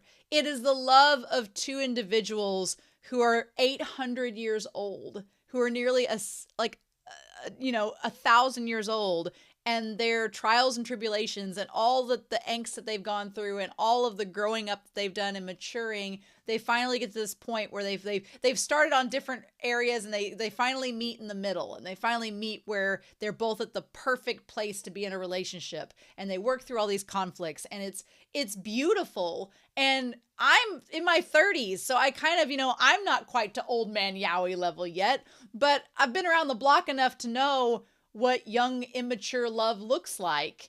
And I've lived through it. I don't need to see it again in my fantasy stories. So I feel like since I've lived through it, I want to see the light at the end of the tunnel where you get to be with a couple that's mature and you get to see them go through struggles. And anybody that says that Shilian and Huachong don't go through struggles in Heaven Official's Blessing has not read Heaven Official's Blessing. Sorry, but they have. It's just they work through it. They communicate, which we're going to talk about in this chapter. And they both meet each other. They don't concede to each other. That's one thing that's beautiful about them as a couple. They don't concede. They don't concede to each other being like, well, it has to be this way or I'm not doing it. They're not like that. They do what mature adults do, and they talk it out. They compromise. They meet each other equally. They figure out what each other wants. They communicate. They create a healthy, consensual relationship. And it's beautiful, and I love it. And then you have, I'm going to straighten this out. Then you have Wei Wuxian and Lan Wangji, who are kind of a little bit closer and more similar to Shen QingQiu and Lou Binghe in that they're younger. They've known each other for a long time. They, since their teenage years, but they've had time apart, and they've had moments of where miscommunication occurred, of course, and conflict, and they've had moments apart, and they kind of have to reforge their relationship and come to terms with it, but they managed to do so, and they are consensual about it, and they're equal partners in it. And I would say that Huachong and Lan Wangji are both partners who are very compromising. They're also very patient, and they're very mature, and even when Huachong has his moments of self-loathing, which Huachong is a lot like Lou Binghe in terms of self-loathing and having a terrible backstory. That's very similar, but Huachong's also like 775 years older than Lou Binghe, so he's had a lot of time to work through things and mature and grow up. But what I like about it is, if I were looking for a partner, I would want someone like them, and Lan Wangji and Huachong, they're not Wei Wuxian and Shilian's life coaches or therapists, but they let them work through things, and they're patient and understanding, and they'll, like, oh, you don't want to do this? Okay, then we won't do this, and we'll find some other way around it. And it's so mature and such a breath of fresh air. And I love it so much about those relationships. And that has been one of the struggles that I've had specifically with Lou Binghe as a partner. Because what I love about Lou Binghe is he is utterly devoted to Shen QingQiu. He loves him. He's a little puppy dog. It's super cute. But you know what's frustrating about puppy dogs? You gotta freaking potty train them, and you gotta train them. And Lou Binghe's not a dog. He's not an animal. He's a person. So the metaphor can only go so far, right? And no offense, I don't want a high maintenance partner. I don't want to have to do your laundry. I don't want to have to clean up your messes. I don't want to have to tell you what to do. I want you to be a mature person that can handle yourself and that can wipe your own butt. That's what I want. And that sometimes can be frustrating if you have a character. And I connect a lot with Shen QingQiu. So a lot of this chapter 85, I was like, okay, but let's be open-minded and let's go through it. What I do like about chapter 85 and what I was trying to get to, but I'm getting distracted because Lou Binghe has that effect on me and it's hard to I wanted to go back and rewrite all of this, but then I was like, no, I'm going to leave it up for now. But what I was going to get at was that with Modao Zushi and with Heaven Official's Blessing, those characters, the stories are longer than Scum Villain. It's just more plot. You have more to do with those characters, and they have more experiences with one another. So by the time you get to the spicy things with both of those characters, they've interacted with each other miscommunicated, had conflict, made up, communicated, did all this, and come to conclusions and found out what each other wants to do. And they've come to a mutual understanding by the end of the story. And then the spicy stuff is just us getting to like tee-hee sit on the sidelines and watch it all go down. But they've already done what they need to do to get to that point as a couple. These two bakas ain't there yet.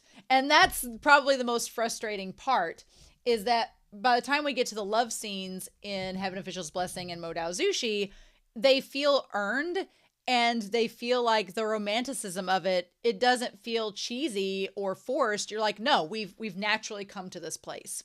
And I could see some people commenting and criticizing those love scenes. Maybe not in Modao Zushi, but in Heaven Official's Blessing, I could see some people being like, well, that's just cheesy romance and that's not real. And I'm like, well, but real, here's my thing. I do appreciate what MXTX does with this chapter in that it is a realistic sex scene. It's very realistic. There's pain. It's not romantic. The scene with this chapter was not romantic at all. And I was like, okay. It was kind of uncomfortable to read. It was very realistic. And I know some people are going to be like, but that's how making love is. And that's how having sex is. It's real. This is real. And if that's your jam, cool. I'm not going to diss you for liking this. That's fine. But if I'm going to read a sex scene, you already kind of know what the real part is. I'm reading a damn Chinese fantasy. I want my Chinese fantasy. If I want real, I'll go watch a documentary or I'll read some nonfiction. But I didn't find, it's like, even for their first time, I found problems with it. And I was like, it felt too soon for this to be like their real first time. It feels like they're rushing. It feels like we have to hurry up and get to the sex scene. And we have to hurry up and practice. And I'm like, I feel like as partners, they don't even communicate well enough with each other yet. They're not communicating well enough with each other to be at the sex point. They should have started out with the hand job. Start out with the hand job. Work up to a blow job. And then, do exploration of the body. But instead, Lou Binghe is like, let's just have sex now and penetration and everything. And Shen QingQiu should be speaking up. He should be communicating, but he's not. And it's frustrating. And he's like, well, I guess. And I'm like, it just feels like this is coming too fast.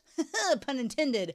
And I really wish, since we didn't get a lot of them being able to develop their relationship in volume 3, I feel like that this chapter here should come much later. Like we need to build up to it, and we didn't build up to it. Instead, it's like, well, it's gonna hurt, so let's just do it. And I'm like, that's not healthy, and you should not do that in real life. So I don't want people taking lessons from this story, because this is not the story to take lessons from. But anyway, so let's go back to this. Now, I feel like step 1, Shen QingQiu is in the bamboo house. And this was a moment where if it were me writing this scene, I would have them talk the shit out of this, like communicate with each other, have a moment of being like, well, why do you think this? Why do you think that? But that does not happen in this because MXTX wants to torture us, right? So Lou Binghe wants there to be the bamboo house where they have sex because it's special. I do agree with that. Once Lou Binghe says, we should do it in the bamboo house, Shen QingQiu has to be the one to put the dots together. He has to be the one to go, oh, well, this is probably a very special place for him. Right. Shen QingQiu doesn't want to have sex here. He's just like, I don't really want to be thinking about the OG Lou Binghe while we're doing it. So maybe we could change locations. Instead of talking it out like an actual couple would, Lou Binghe's like, no. And then they don't. So already I was like, oh, so Shen QingQiu is just going to have to go along with whatever Lou Binghe says because we can't tell Lou Binghe no because he's childish. Awesome. So that's kind of where he is. So first, Shen QingQiu concedes and stays. And I'm sure Shen QingQiu did not really care at the end of the day where they had sex or not, and he understands it's special to Lou Binghe, and that's fine, but they didn't talk it out at all. And instead of Lou Binghe being like, well, why don't you want to have sex here? Why is this a problem? Or him saying, this is a special place for me and I want this for X, Y, and Z. He just says no. And Shen QingQiu's like, well, I can't talk him out of it, so I guess we'll just do it. I was like, Shen QingQiu, have a spine. Tell him no. You should tell him no. But every time Shen QingQiu tells him no, Lou Binghe starts to cry and goes, well, you just don't love me. And I'm like, I can't take it, y'all. I cannot take it. Anyway, but maybe I'm putting words in Lou Binghe's mouth. Let's carry on. So he decides to start removing his clothes, and there was a connection to volume 3, and I was like, okay, but here we went anyway. But mainly, he wants to take his clothes off because he knows Lou Binghe is going to shred them. And again, that was a chance for Shen QingQiu to be like, hey, how about you don't rip my clothes, Lou Binghe, because I'd like to keep them for later, maybe somewhat later. So then the two of them are just nude in front of each other. And I do like that MXTX does go about making this realistic. I do like it. I feel like there should just be more communication between them, and I would have liked it more. Instead, they're just awkward. And I know people are going to say, well, that's how it's realistic that way. And I'm like, but in real time, you should be communicating. You should be trying to. You should be. That's a healthy relationship. So then Shen QingQiu is like, okay, well, Lou Binghe is probably nervous. So he tries to undo his pants and everything. And then there's the giant size of his penis. Now, Lou Binghe cannot help how big his penis is. He can't help how big it is. Shen QingQiu is to blame for this. We should go find airplane shooting towards the sky and rattle on about him because Shen QingQiu is like, how is this supposed to fit? What is this? This is insane. He's like, I need to try to jerk him off so that maybe it'll deflate and try to do something. And I like that Shen QingQiu tries to give him a hand job and it's not helping. It's not working. So then Lou Binghe says, well, how about you do it? And Shen QingQiu was like, what? And he's like, I'm afraid of hurting Shizun again, so it'd be better if you did it. So that we do have some communication here where Lou Binghe is afraid of hurting. So he offers for Shen QingQiu to top. Now, Shen QingQiu says no because he has no experience and because he doesn't want to hurt Lou Binghe. So again, I just want to gently shake them. But I do think this part was sweet on both of their parts. I thought it was sweet that Lou Binghe didn't want to hurt Shen QingQiu, so he's like, I'll bottom if you want to do that. And Shen QingQiu's like, well, maybe one day we will, but right now he's like, I don't know. He's like, I don't want you to get hurt. And again, I'm sure the problem with this at this point is that the fandom, because we've established Shen QingQiu as an unreliable narrator, I feel like the fandom can argue at any time, well, that's not what Shen QingQiu means because he's unreliable. Well, that's not what he means because he's unreliable.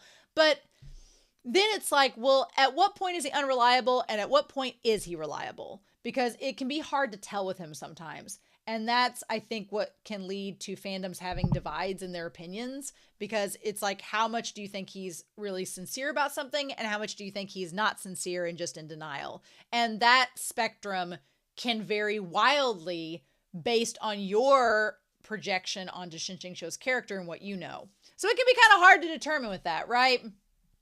So it did seem like Shen QingQiu was trying to be like, I don't know how to top and I don't want to look stupid, so I don't want to do that. But then he's like, God, this penis is huge. It's going to hurt me.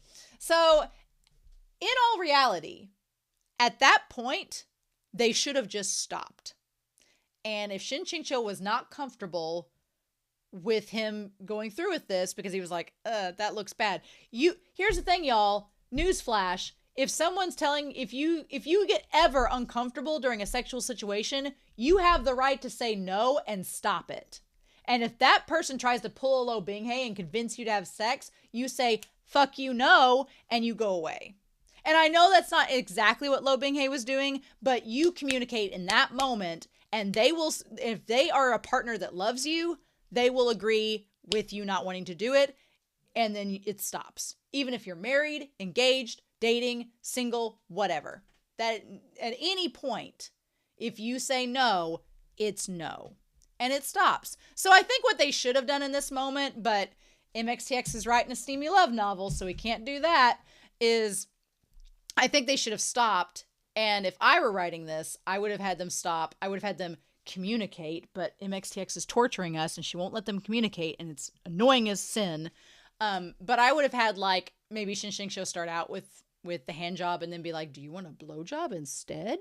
And like work up to that. And then maybe they could just jerk each other off, give each other a blow job, call it goods for the day, and be like, we'll work up to getting to that point where we're both comfortable and talking to each other and communicating in a healthy way. But that's not what happens this chapter. So whatever.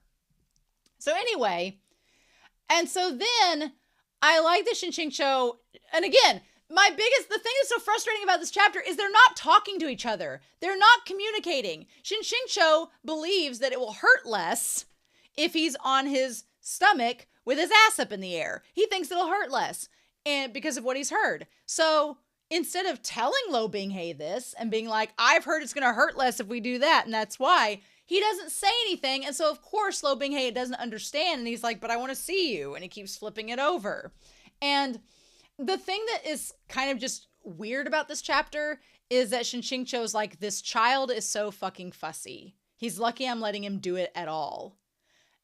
At that point, I know that Shen QingQiu is just mad and he's frustrated. And so he's just saying that. But every time he calls Lou Binghe a child, I'm like, one, Lou Binghe's in his mid-20s, so he's not a child anymore. And two, I don't like that MXTX has him describe him as a child because it just kind of makes it seem like that parent-kid bond or that master-student bond. And I'm like, no. I will tell you all straight up front, I would never, ever date a student or have any relations with them. I just can't. Once you're their teacher and they're your student, there's such a weird dynamic there that any sexual attraction is just gone. I'm like, nope, bye, and that's it. But I'm not saying that should be the case for Shen QingQiu and Lou Binghe because it's a kind of a different scenario. I'm not saying that, but I wish that Shen QingQiu would stop calling him child because it does further that dynamic and reinforce it. And I'm like, oh, that's so creepy and weird. I don't like it. So I'm like, just call him, just say he's being childish, but don't call him a child. But anyway, so Shen QingQiu's like, well, that's not it. And then, so Shen QingQiu is not communicating. He's not communicating his frustrations, which is a problem. But then Lou Binghe is not communicating either. He's not communicating either. Okay. So, and instead he starts whining. Instead of being a mature adult and asking Shen QingQiu, being like, what's wrong? What's the problem? Let's talk this out. What is going on? Instead, he's just like, he's like, well, why do you insist on having your back to me every time? And he's like crying. And Shen QingQiu's like, I'm the one that's going to get impaled by your giant spear and you're crying? Like, he's like, fine. He's like, just stop crying if it'll make, it's so, I want these chapters with them having sexual encounters to be romantic and like moments like go back to chapter 72 through 74. Those chapters were like some of the most beautiful chapters in the whole story where Shen QingQiu and him were like, they had these tender moments and it was like them talking it out and talking about never letting him cry anymore and doing all this. And it's like, I don't know why MXTX just like threw that out and instead is like, it's like we're not progressing. And I'm like, why can't you let them communicate, MXTX? Why? Again, this is her first story. She matured a lot as a writer, I feel, with Modao Zushi and Heaven Official's Blessing. And this is just the price I pay for reading this one last. Which up until chapter 78, I was like all on board. And then after chapter 78, it has been an uphill battle to get myself back into the story. Because I'm like, girl, you've got to let these two characters talk. So anyway, and I will be honest with you, I feel like some of her, and I know this is intentional, her descriptions of the sexual acts themselves, they're not as polished, and I like how they're written better in Modao Zushi and Heaven Visual's Blessing, if I'm being honest. But I know in those stories, the focus and intent is to not be as graphic and upfront and blunt as it is here. So I get that there's a different intent. I feel like maybe it's the translation too. I don't know. This is a translation of her work, but I feel she was more eloquent in the other ones. Here, I'm not saying it's fanficky in the level of it, but it's intentionally just very blunt and like almost clinical. And I know that's intended. I know that's the point of it. It's just, it's a little uncomfortable to read, if I'm being honest. And I was reading it to you all being like, this is a little uncomfortable. It's not sexy. It's not sexy or spicy. It's just like, here we go on the roller coaster.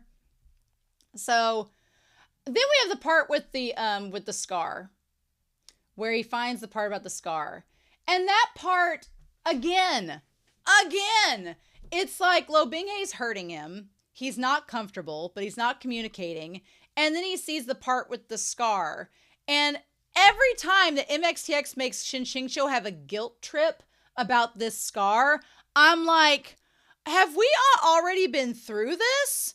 I'm like, also, if we go back to that scene, I'm just saying, Shen QingQiu had the sword pointed there, and Lou Binghe walked into it. He gave the scar himself. Shen QingQiu had him at sword's length, which was a problem anyway, but Lou Binghe walked into it, and Shen QingQiu was like, the fudge are you doing? So every time you see that scar, I'm like, well, it's halfway your fault, Shen QingQiu, and it's also halfway Lou Binghe's fault, because he walked right into it. I'm like, what are you doing?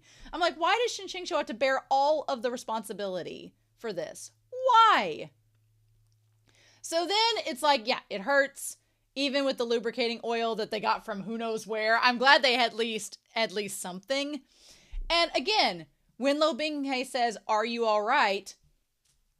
Y'all, I don't know if you all have had sex or not, but if your partner asks if you're all right and you're not all right, the correct response is not to say, it's fine if it's not fine. I felt like I should be having a sex ed talk to both of these two, being like, actually, the things you're doing right now are not what you should do in a healthy relationship. What are you doing? So I felt like I should have a sex ed talk. And here's the thing. I thought about this the other day. I'm like, why do I get so worked up about Scum Villain and the portrayal of how these two have a relationship? Because I've read yaoi.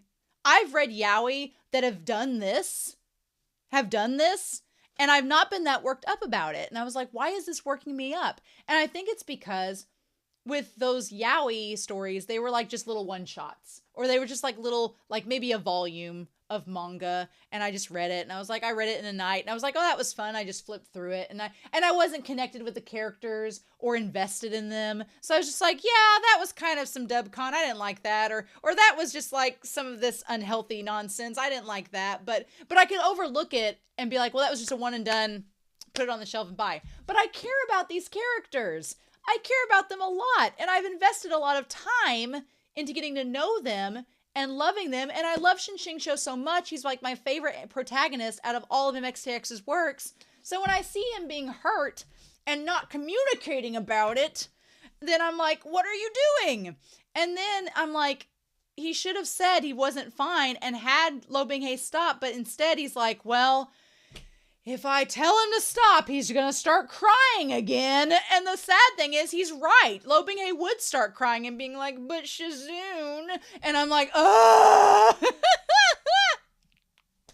Which is why we'll talk about 86, chapter 86, and that whole deal. But he's like, I hurt you again. And I do feel bad for Lou Binghe. I do. I feel like Lou Binghe does deserve to be communicated at by Shen QingQiu. Shen QingQiu should communicate at him. But that's, to me, just a sign that they're not ready for this step.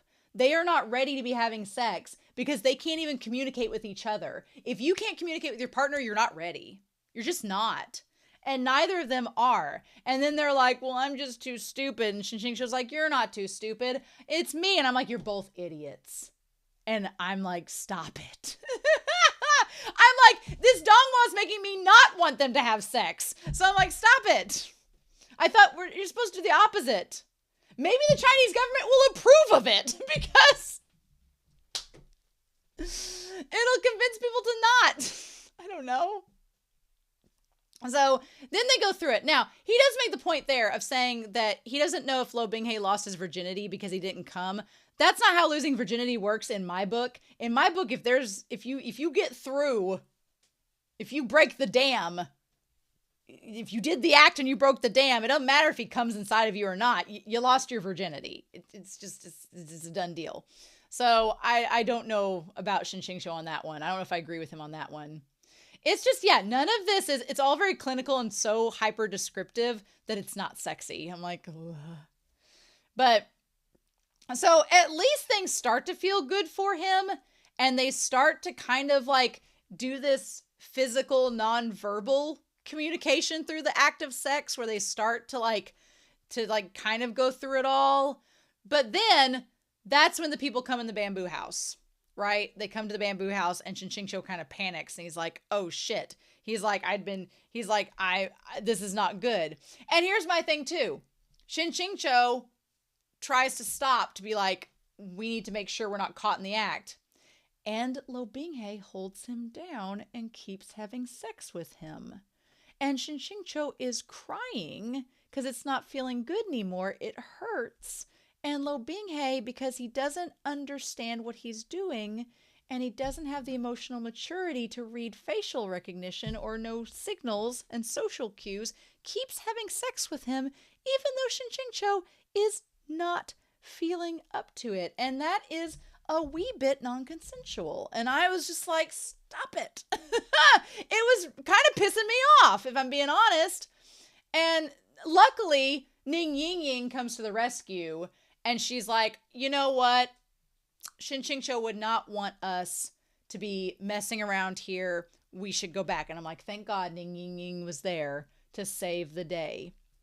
And then Shen QingQiu is like, the moment they leave, Lou Binghe starts like nibble on his nipples and doesn't stop to say, hey, are you okay? Hey, why'd you try to get up? Hey, what was wrong with you? Instead, he just keeps fucking him harder. And I'm like,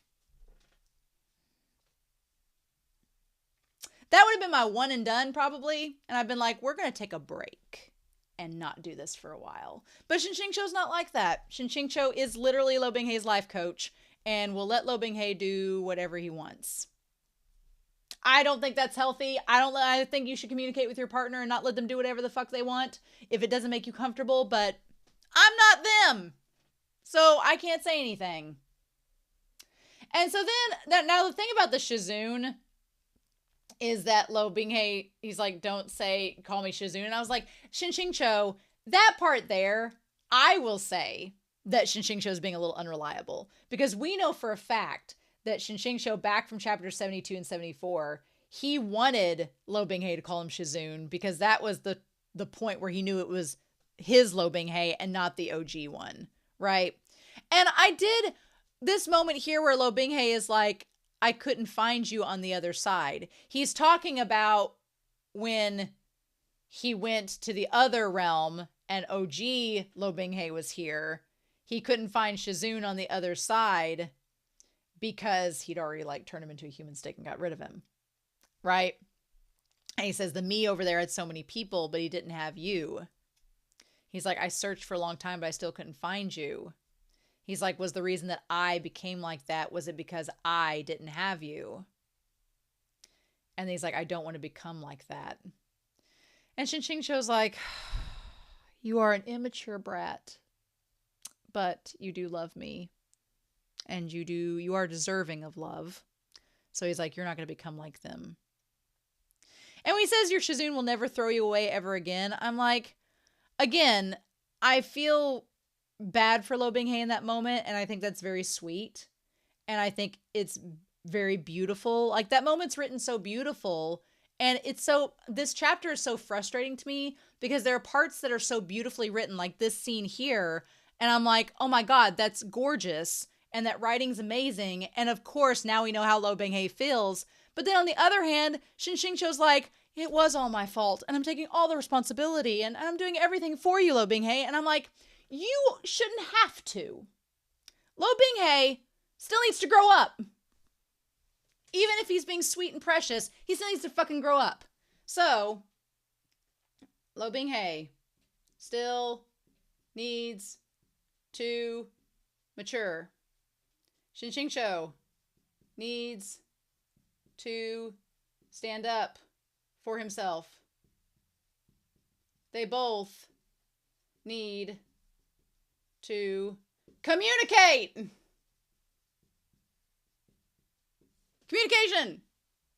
It was such a sweet scene, but I'm like, if they had just ended the chapter with "Don't worry, you won't become like him," and just stopped there, I would have been so much better with it. But the moment that Shen QingQiu's like, "I won't be a mess up ever again," I'm like, but you didn't. You're literally the only reason that he's like you're the reason that he's saved. If it had been the original Shen QingQiu, he would have been miserable. Just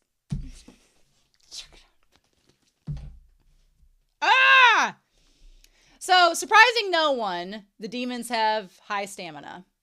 Imagine that. And again, Shen QingQiu's like, I want to sleep. I'm done. I'm done with this. We're good. We're good to go.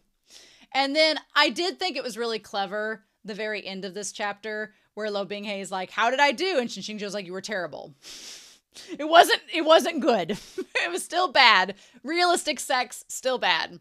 And he's like, oh, well, that just means we still have to practice. And Shen QingQiu's like, God, you're an idiot, but you're my idiot, aren't you?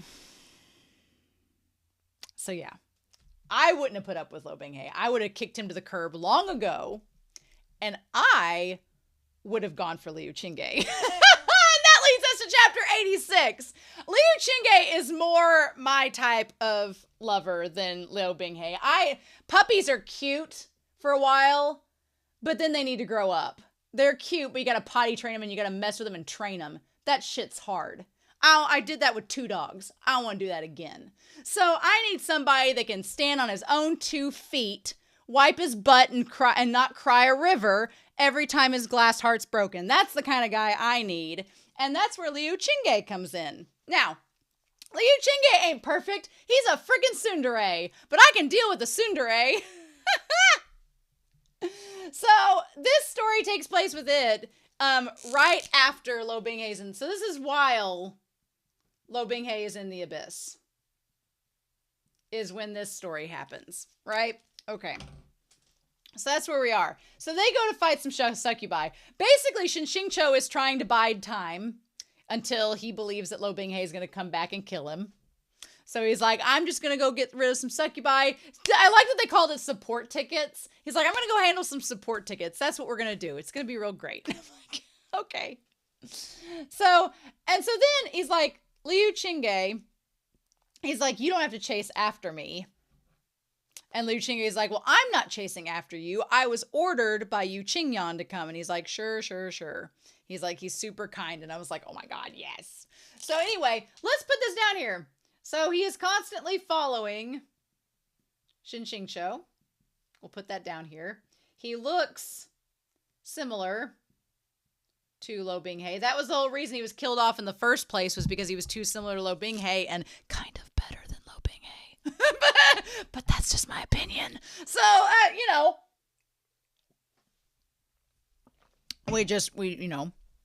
he's Lou Binghe without the sudden backstory, without the terrible, tragic backstory. Right? So he's more well-adjusted. But anyway, so he originally, in the original OG story, was killed off because he was very similar to Lou Binghe, and because in my mind, he's a love interest for Shen QingQiu. And Shen Qinghua was like, yeah, no, we can't have that. So he was, in the OG, he was killed off. Now, to go back to the chapter being called You Understand, in that, I don't know, I'm sure people will talk about why. They'll be like, well, because Lou Binghe and Shen QingQiu came to understand one another. And I'm like, I feel like they kind of understand each other, but like on a surface level. Like, they're still not communicating. It's still not healthy. I feel like there needs to be more between them before they're ready to get to like marriage status, right? They are not ready to be married. No. No, they're still like in dating mode. They got to figure each other out first, right? But the you understand bit, I feel could connect to the very end where Lou Binghe is like, I'm just afraid I'll become like him. And Shen QingQiu's like, you're not going to become like him. You're not like him already. You don't understand, which is called You Understand, which is hilarious. So I'm sure the comments will give a big, long explanation of how their love is beautiful. There are no problems and all this. And I'm going to be like, I respectfully disagree, but that's okay. So anyway, he's like, in truth, I'm just, look, he's like, we're just, looking out for each other. Now, I'm going to be honest with y'all.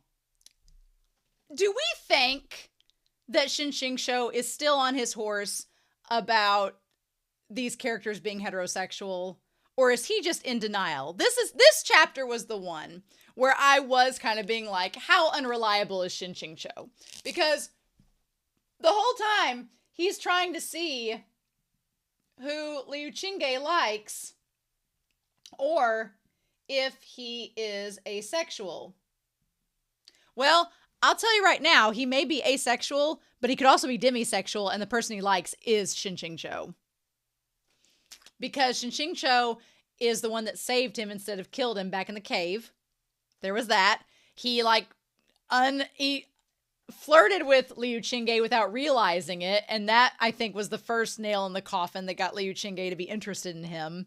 And then all of these other things, it's like Liu Qingge is just slowly fallen in love with Shen QingQiu, and Shen QingQiu is off looking over at Lou Binghe, not paying attention. And I kind of feel for Liu Qingge a little bit. I feel for him because he clearly likes Shen QingQiu, and Shen QingQiu likes this dog, this puppy. I feel for Liu Qingge because I could just see this couple in real life. You have someone like Shen QingQiu dating this hot disaster of a person, and Liu Qingge's over the other side being like, but why? And I'm like, I know, right? And there's the whole thing where you can't help who you love. But I feel for Liu Qingge because he's like, but he's such a disaster. And maybe some people believe that they are disasters in real life and they relate to Lou Binghe. I am Shen QingQiu through and through, 100%. Maybe hopefully more of a reliable narrator than Shen QingQiu. I don't feel like I'm in denial as much as Shen QingQiu, though. That's for sure. I'd say the main difference between me and Shen QingQiu is I know exactly what I want and exactly what I don't want, and I'm not going to be in denial about that. But anyway, so they go and find these succubi. I like that this Madame Mei Yin was fun. She was a nice, kind of antagonist. I love the fact, and I also love the fact that Shen QingQiu is okay with Madame Mei Yin because she was just a one-night stand. I love that she was just a one-night stand, so he's okay with her. He's like, Lou Binghe didn't actually like her, so we're fine. I'm like, can you hear yourself? Can you hear yourself? But I feel like up until, because this would have been around the same time as the end of Volume 1, beginning of Volume 2, I feel like Shen QingQiu was still in that process of thinking that the story was going to be one where all the male characters fell in love with female characters and such, which is not the case, right? Especially not now. I feel like Shen QingQiu unknowingly has created even more of a Danmai with Liu Qingge, right? So he's like, well, let's hurry up and fight and go back. Liu Qingge has nothing to do with these women. He has nothing to do with any of them. He is not swayed remotely by any of them. Does not care. So he is either gay or demisexual or asexual, but he is not remotely interested in the opposite sex at all. They have no effect on him. So Mei Yin, we don't ever find out if they actually rescue these guys or not, which I thought was kind of a fun thing about the chapter. You don't actually find out what happens. It's just like, we assume that they rescued them, and that's it. But she claims that she can do fortune telling. And so I like the fact that she's like, well, I'll just lure you in and read your fortunes. And Shen QingQiu's like, look, she's going to lure us in and she's not going to let us leave. And Liu Qingge's like, it's fine. She's not going to succeed. Now, a couple things. So they go into the cave. And there's all these sweet-smelling herbs and 12 elegant, full-figured maidens in 2 groups on either sides, with oval fans and gentle smiles. I just started a series called Dororo, and you should check it out. It's pretty good. I like it so far. But at the very first episode, they talk about 12 demons. So I thought the 12 demons and the 12 maidens were a nice little succinct tie-up.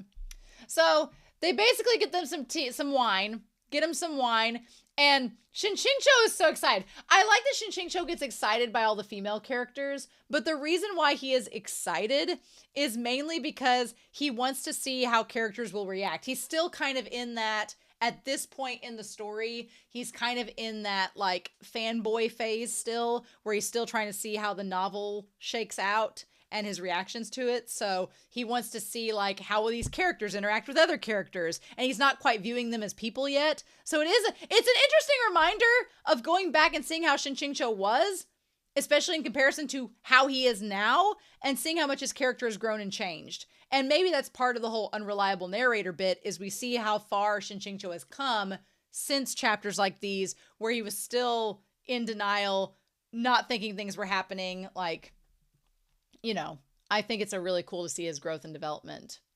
He wanted to see Liu Qingge's expression when she tried to flirt with him. Now, Liu Qingge gets kind of dumbfounded when she asks if he's ever, you know, cultivated with someone. He's like doesn't know what to say.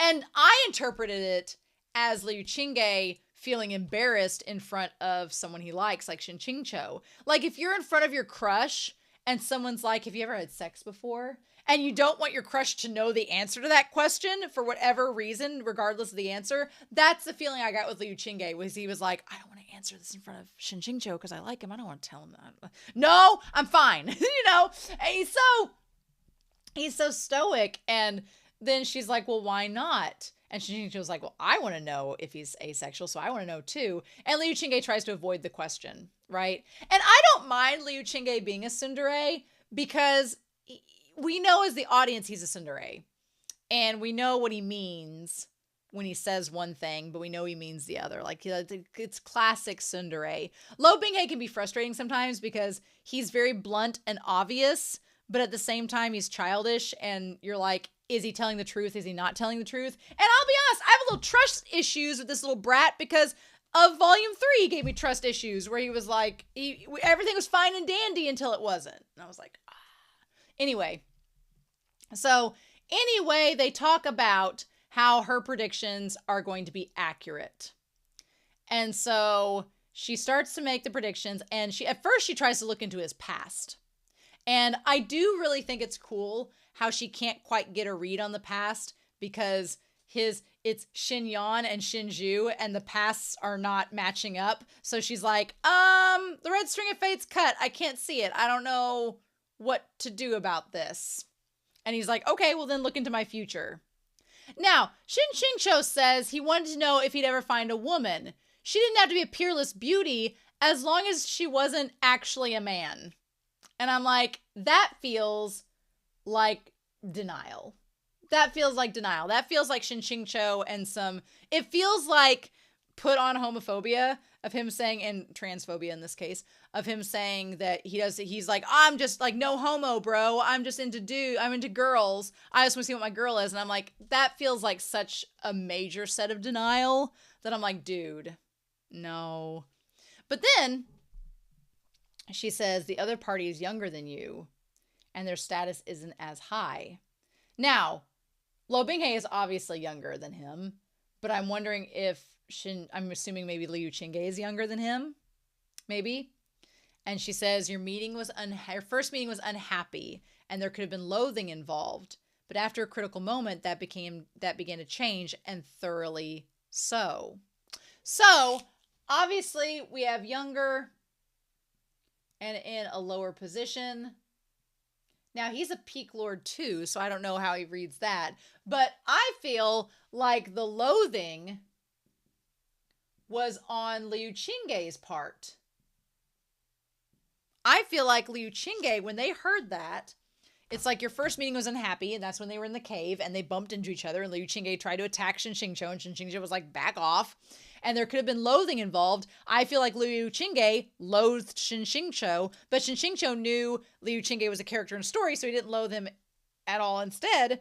And so then, at that point, they're like, after the critical moment when Shen QingQiu saved his life, that began to change.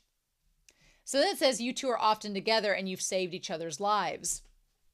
Well, Liu Qingge saved Shen QingQiu, and Shen QingQiu saved him. So there we go. Right? Okay. And so then, now, you could look at it two ways.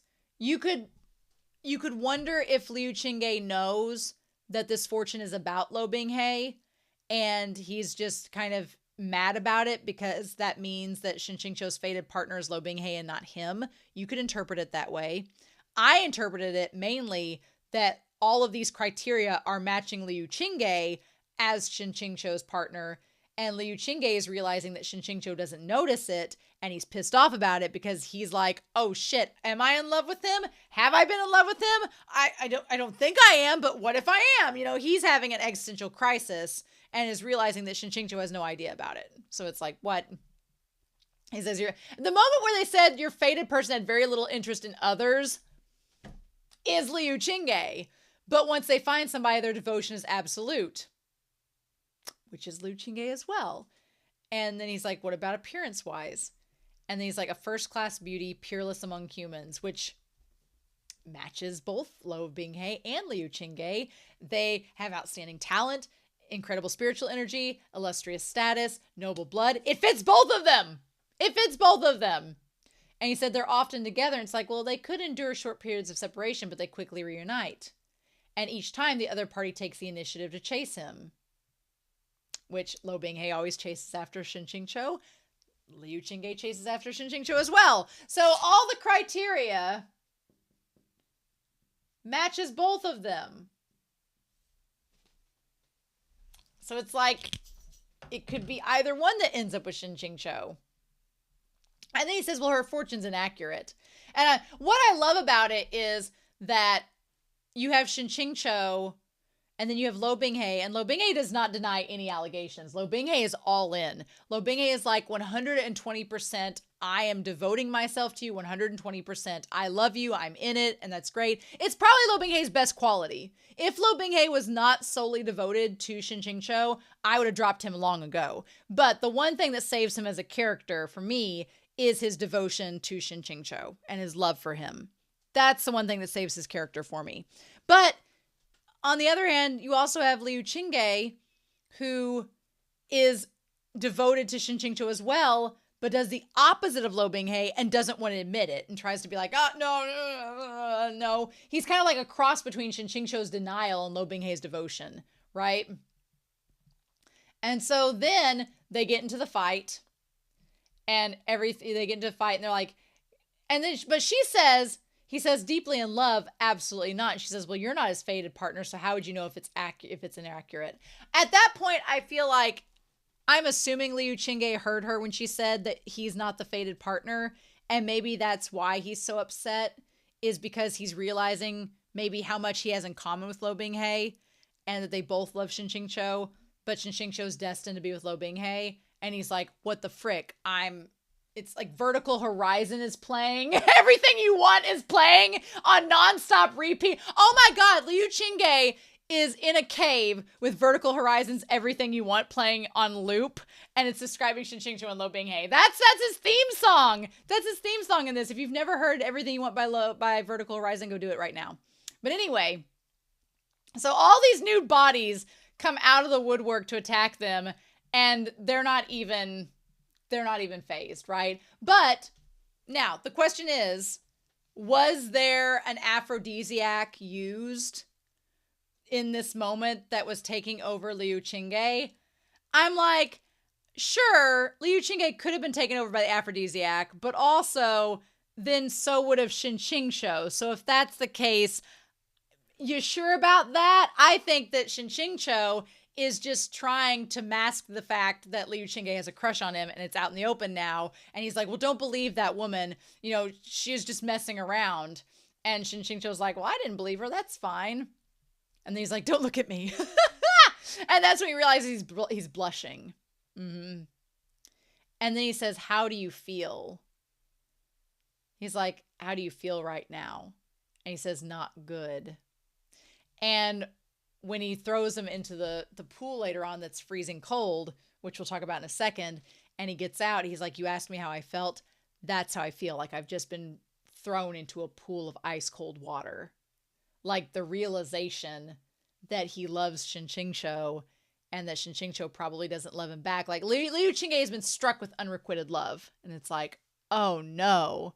I'll be honest, I kind of ship them together. I like them together. I like Shen QingQiu with Liu Qingge because they're both kind of like in denial tsunderes to an extent, but then they also like teasing each other, but Liu Qingge is like, he's mature enough to not let it personally break his heart. He's just like, no, I'm not. But then he's more like the cold, stoic, like ennui and angst that you expect. Like Lou Binghe, he takes it so to heart and so personally, and it's like, read the room, and his glass heart cannot do that. And Shen QingQiu, on the other hand, when he teases Liu Qingge is just like, whatever. And he can take it, but then he's gonna like sit and stew about it later and be frustrated about it, right? So, and then he's like, calm down, you stay here, I'll go get the other guy. And then he ends up running with him. I like that it was like the meme, like, why are you running? As they go in the cave together. He's like, and so Shen QingQiu thought that since the aphrodisiac was bothering him, the solution would be to just jerk off and get it out of your system, and then you'll be fine. Which this entire scene and this premise is explored in Heaven Official's Blessing. Don't think I didn't forget that. I was sitting there going, but I didn't want to bring it up in the reaction because I didn't want to spoil anybody, but it's there. So I could see where MXTX took that inspiration and delved into it further in Heaven Official's Blessing. But he's like, for a hot second, I thought Shen QingQiu was going to jerk him off. For a hot second, I thought it was going to happen, and I was like preparing myself. I was like, is he going to like give him a hand job to help alleviate his stress? Because Liu Qingge is like, well, let's just fight and we'll get it out of the way. And I was like, is this going to turn risque? And it did not, to my chagrin. But he's like, do you remember how we first met? And he's like, yeah, I hit you at the 12 Peak Sword Trials Terrace. And he's like, oh, it takes a good fight to forge a true friendship. And then Shen QingQiu, again, in his denial, says, could it be that Liu Qingge found hitting Shen QingQiu so enjoyable, he asked for another round moments ago so he could vent? I'm like, no, he likes you, you dumbass. But yeah, so it's so sad because Shen QingQiu he's friend zoning Liu Qingge, and Liu Qingge's like, but we could be something more. And he's like, sorry, I'm into this other guy with a big dick. He's really immature, but he's got a big dick. And I'm like, oh, God, bless. So then they end up in the pool together. And that is the image that we get from this, is them in the rose petals. It's super cute. I really like it. I think it's great. I love the two of them together. You know what? I don't know why Shen QingQiu can't just be in between a hot stoic sandwich. I don't know why we can't just have all three of them together. Let Shen QingQiu marry both of them. Let him move into a house with them. Let them be together. This can solve everything. And then maybe Liu Qingge will help Lou Binghe mature, and Lou Binghe will help Liu Qingge soften up, and all of us will be happy. Just let this play out, please. But yeah. So I've talked for an hour about these two chapters. Oh my God. But here's the thing. I did like both of them. I don't want my complaining to feel like I didn't enjoy this, because I really like chapter 86. Chapter 86 was the better of the two in my book, for me. But I did like both the chapters. The non-communication between these two leads is driving me crazy. I need them to talk. I need them to communicate. And maybe they're not that type of couple, but if they are not that type of couple, they will be my least favorite MXTX couple, because at least the other two communicate and have moments where they like tender moments where they get to know each other, and they dive into each other's problems and they help each other. Like that shit is my jam. Miscommunication and just is not my jam. So I'm hoping we've got 8 more weeks. I'm hoping that we get some of that, right? But we'll just wait and see. So I don't mean to sound like I'm complaining. I hate when I sound like I'm bitching about a story, especially when I enjoy it. But because I did that with Berserk, and it drove me crazy because I don't want to complain, but I also don't want to sit here and be like, everything's perfect and they're just the best couple ever, when I don't believe that. So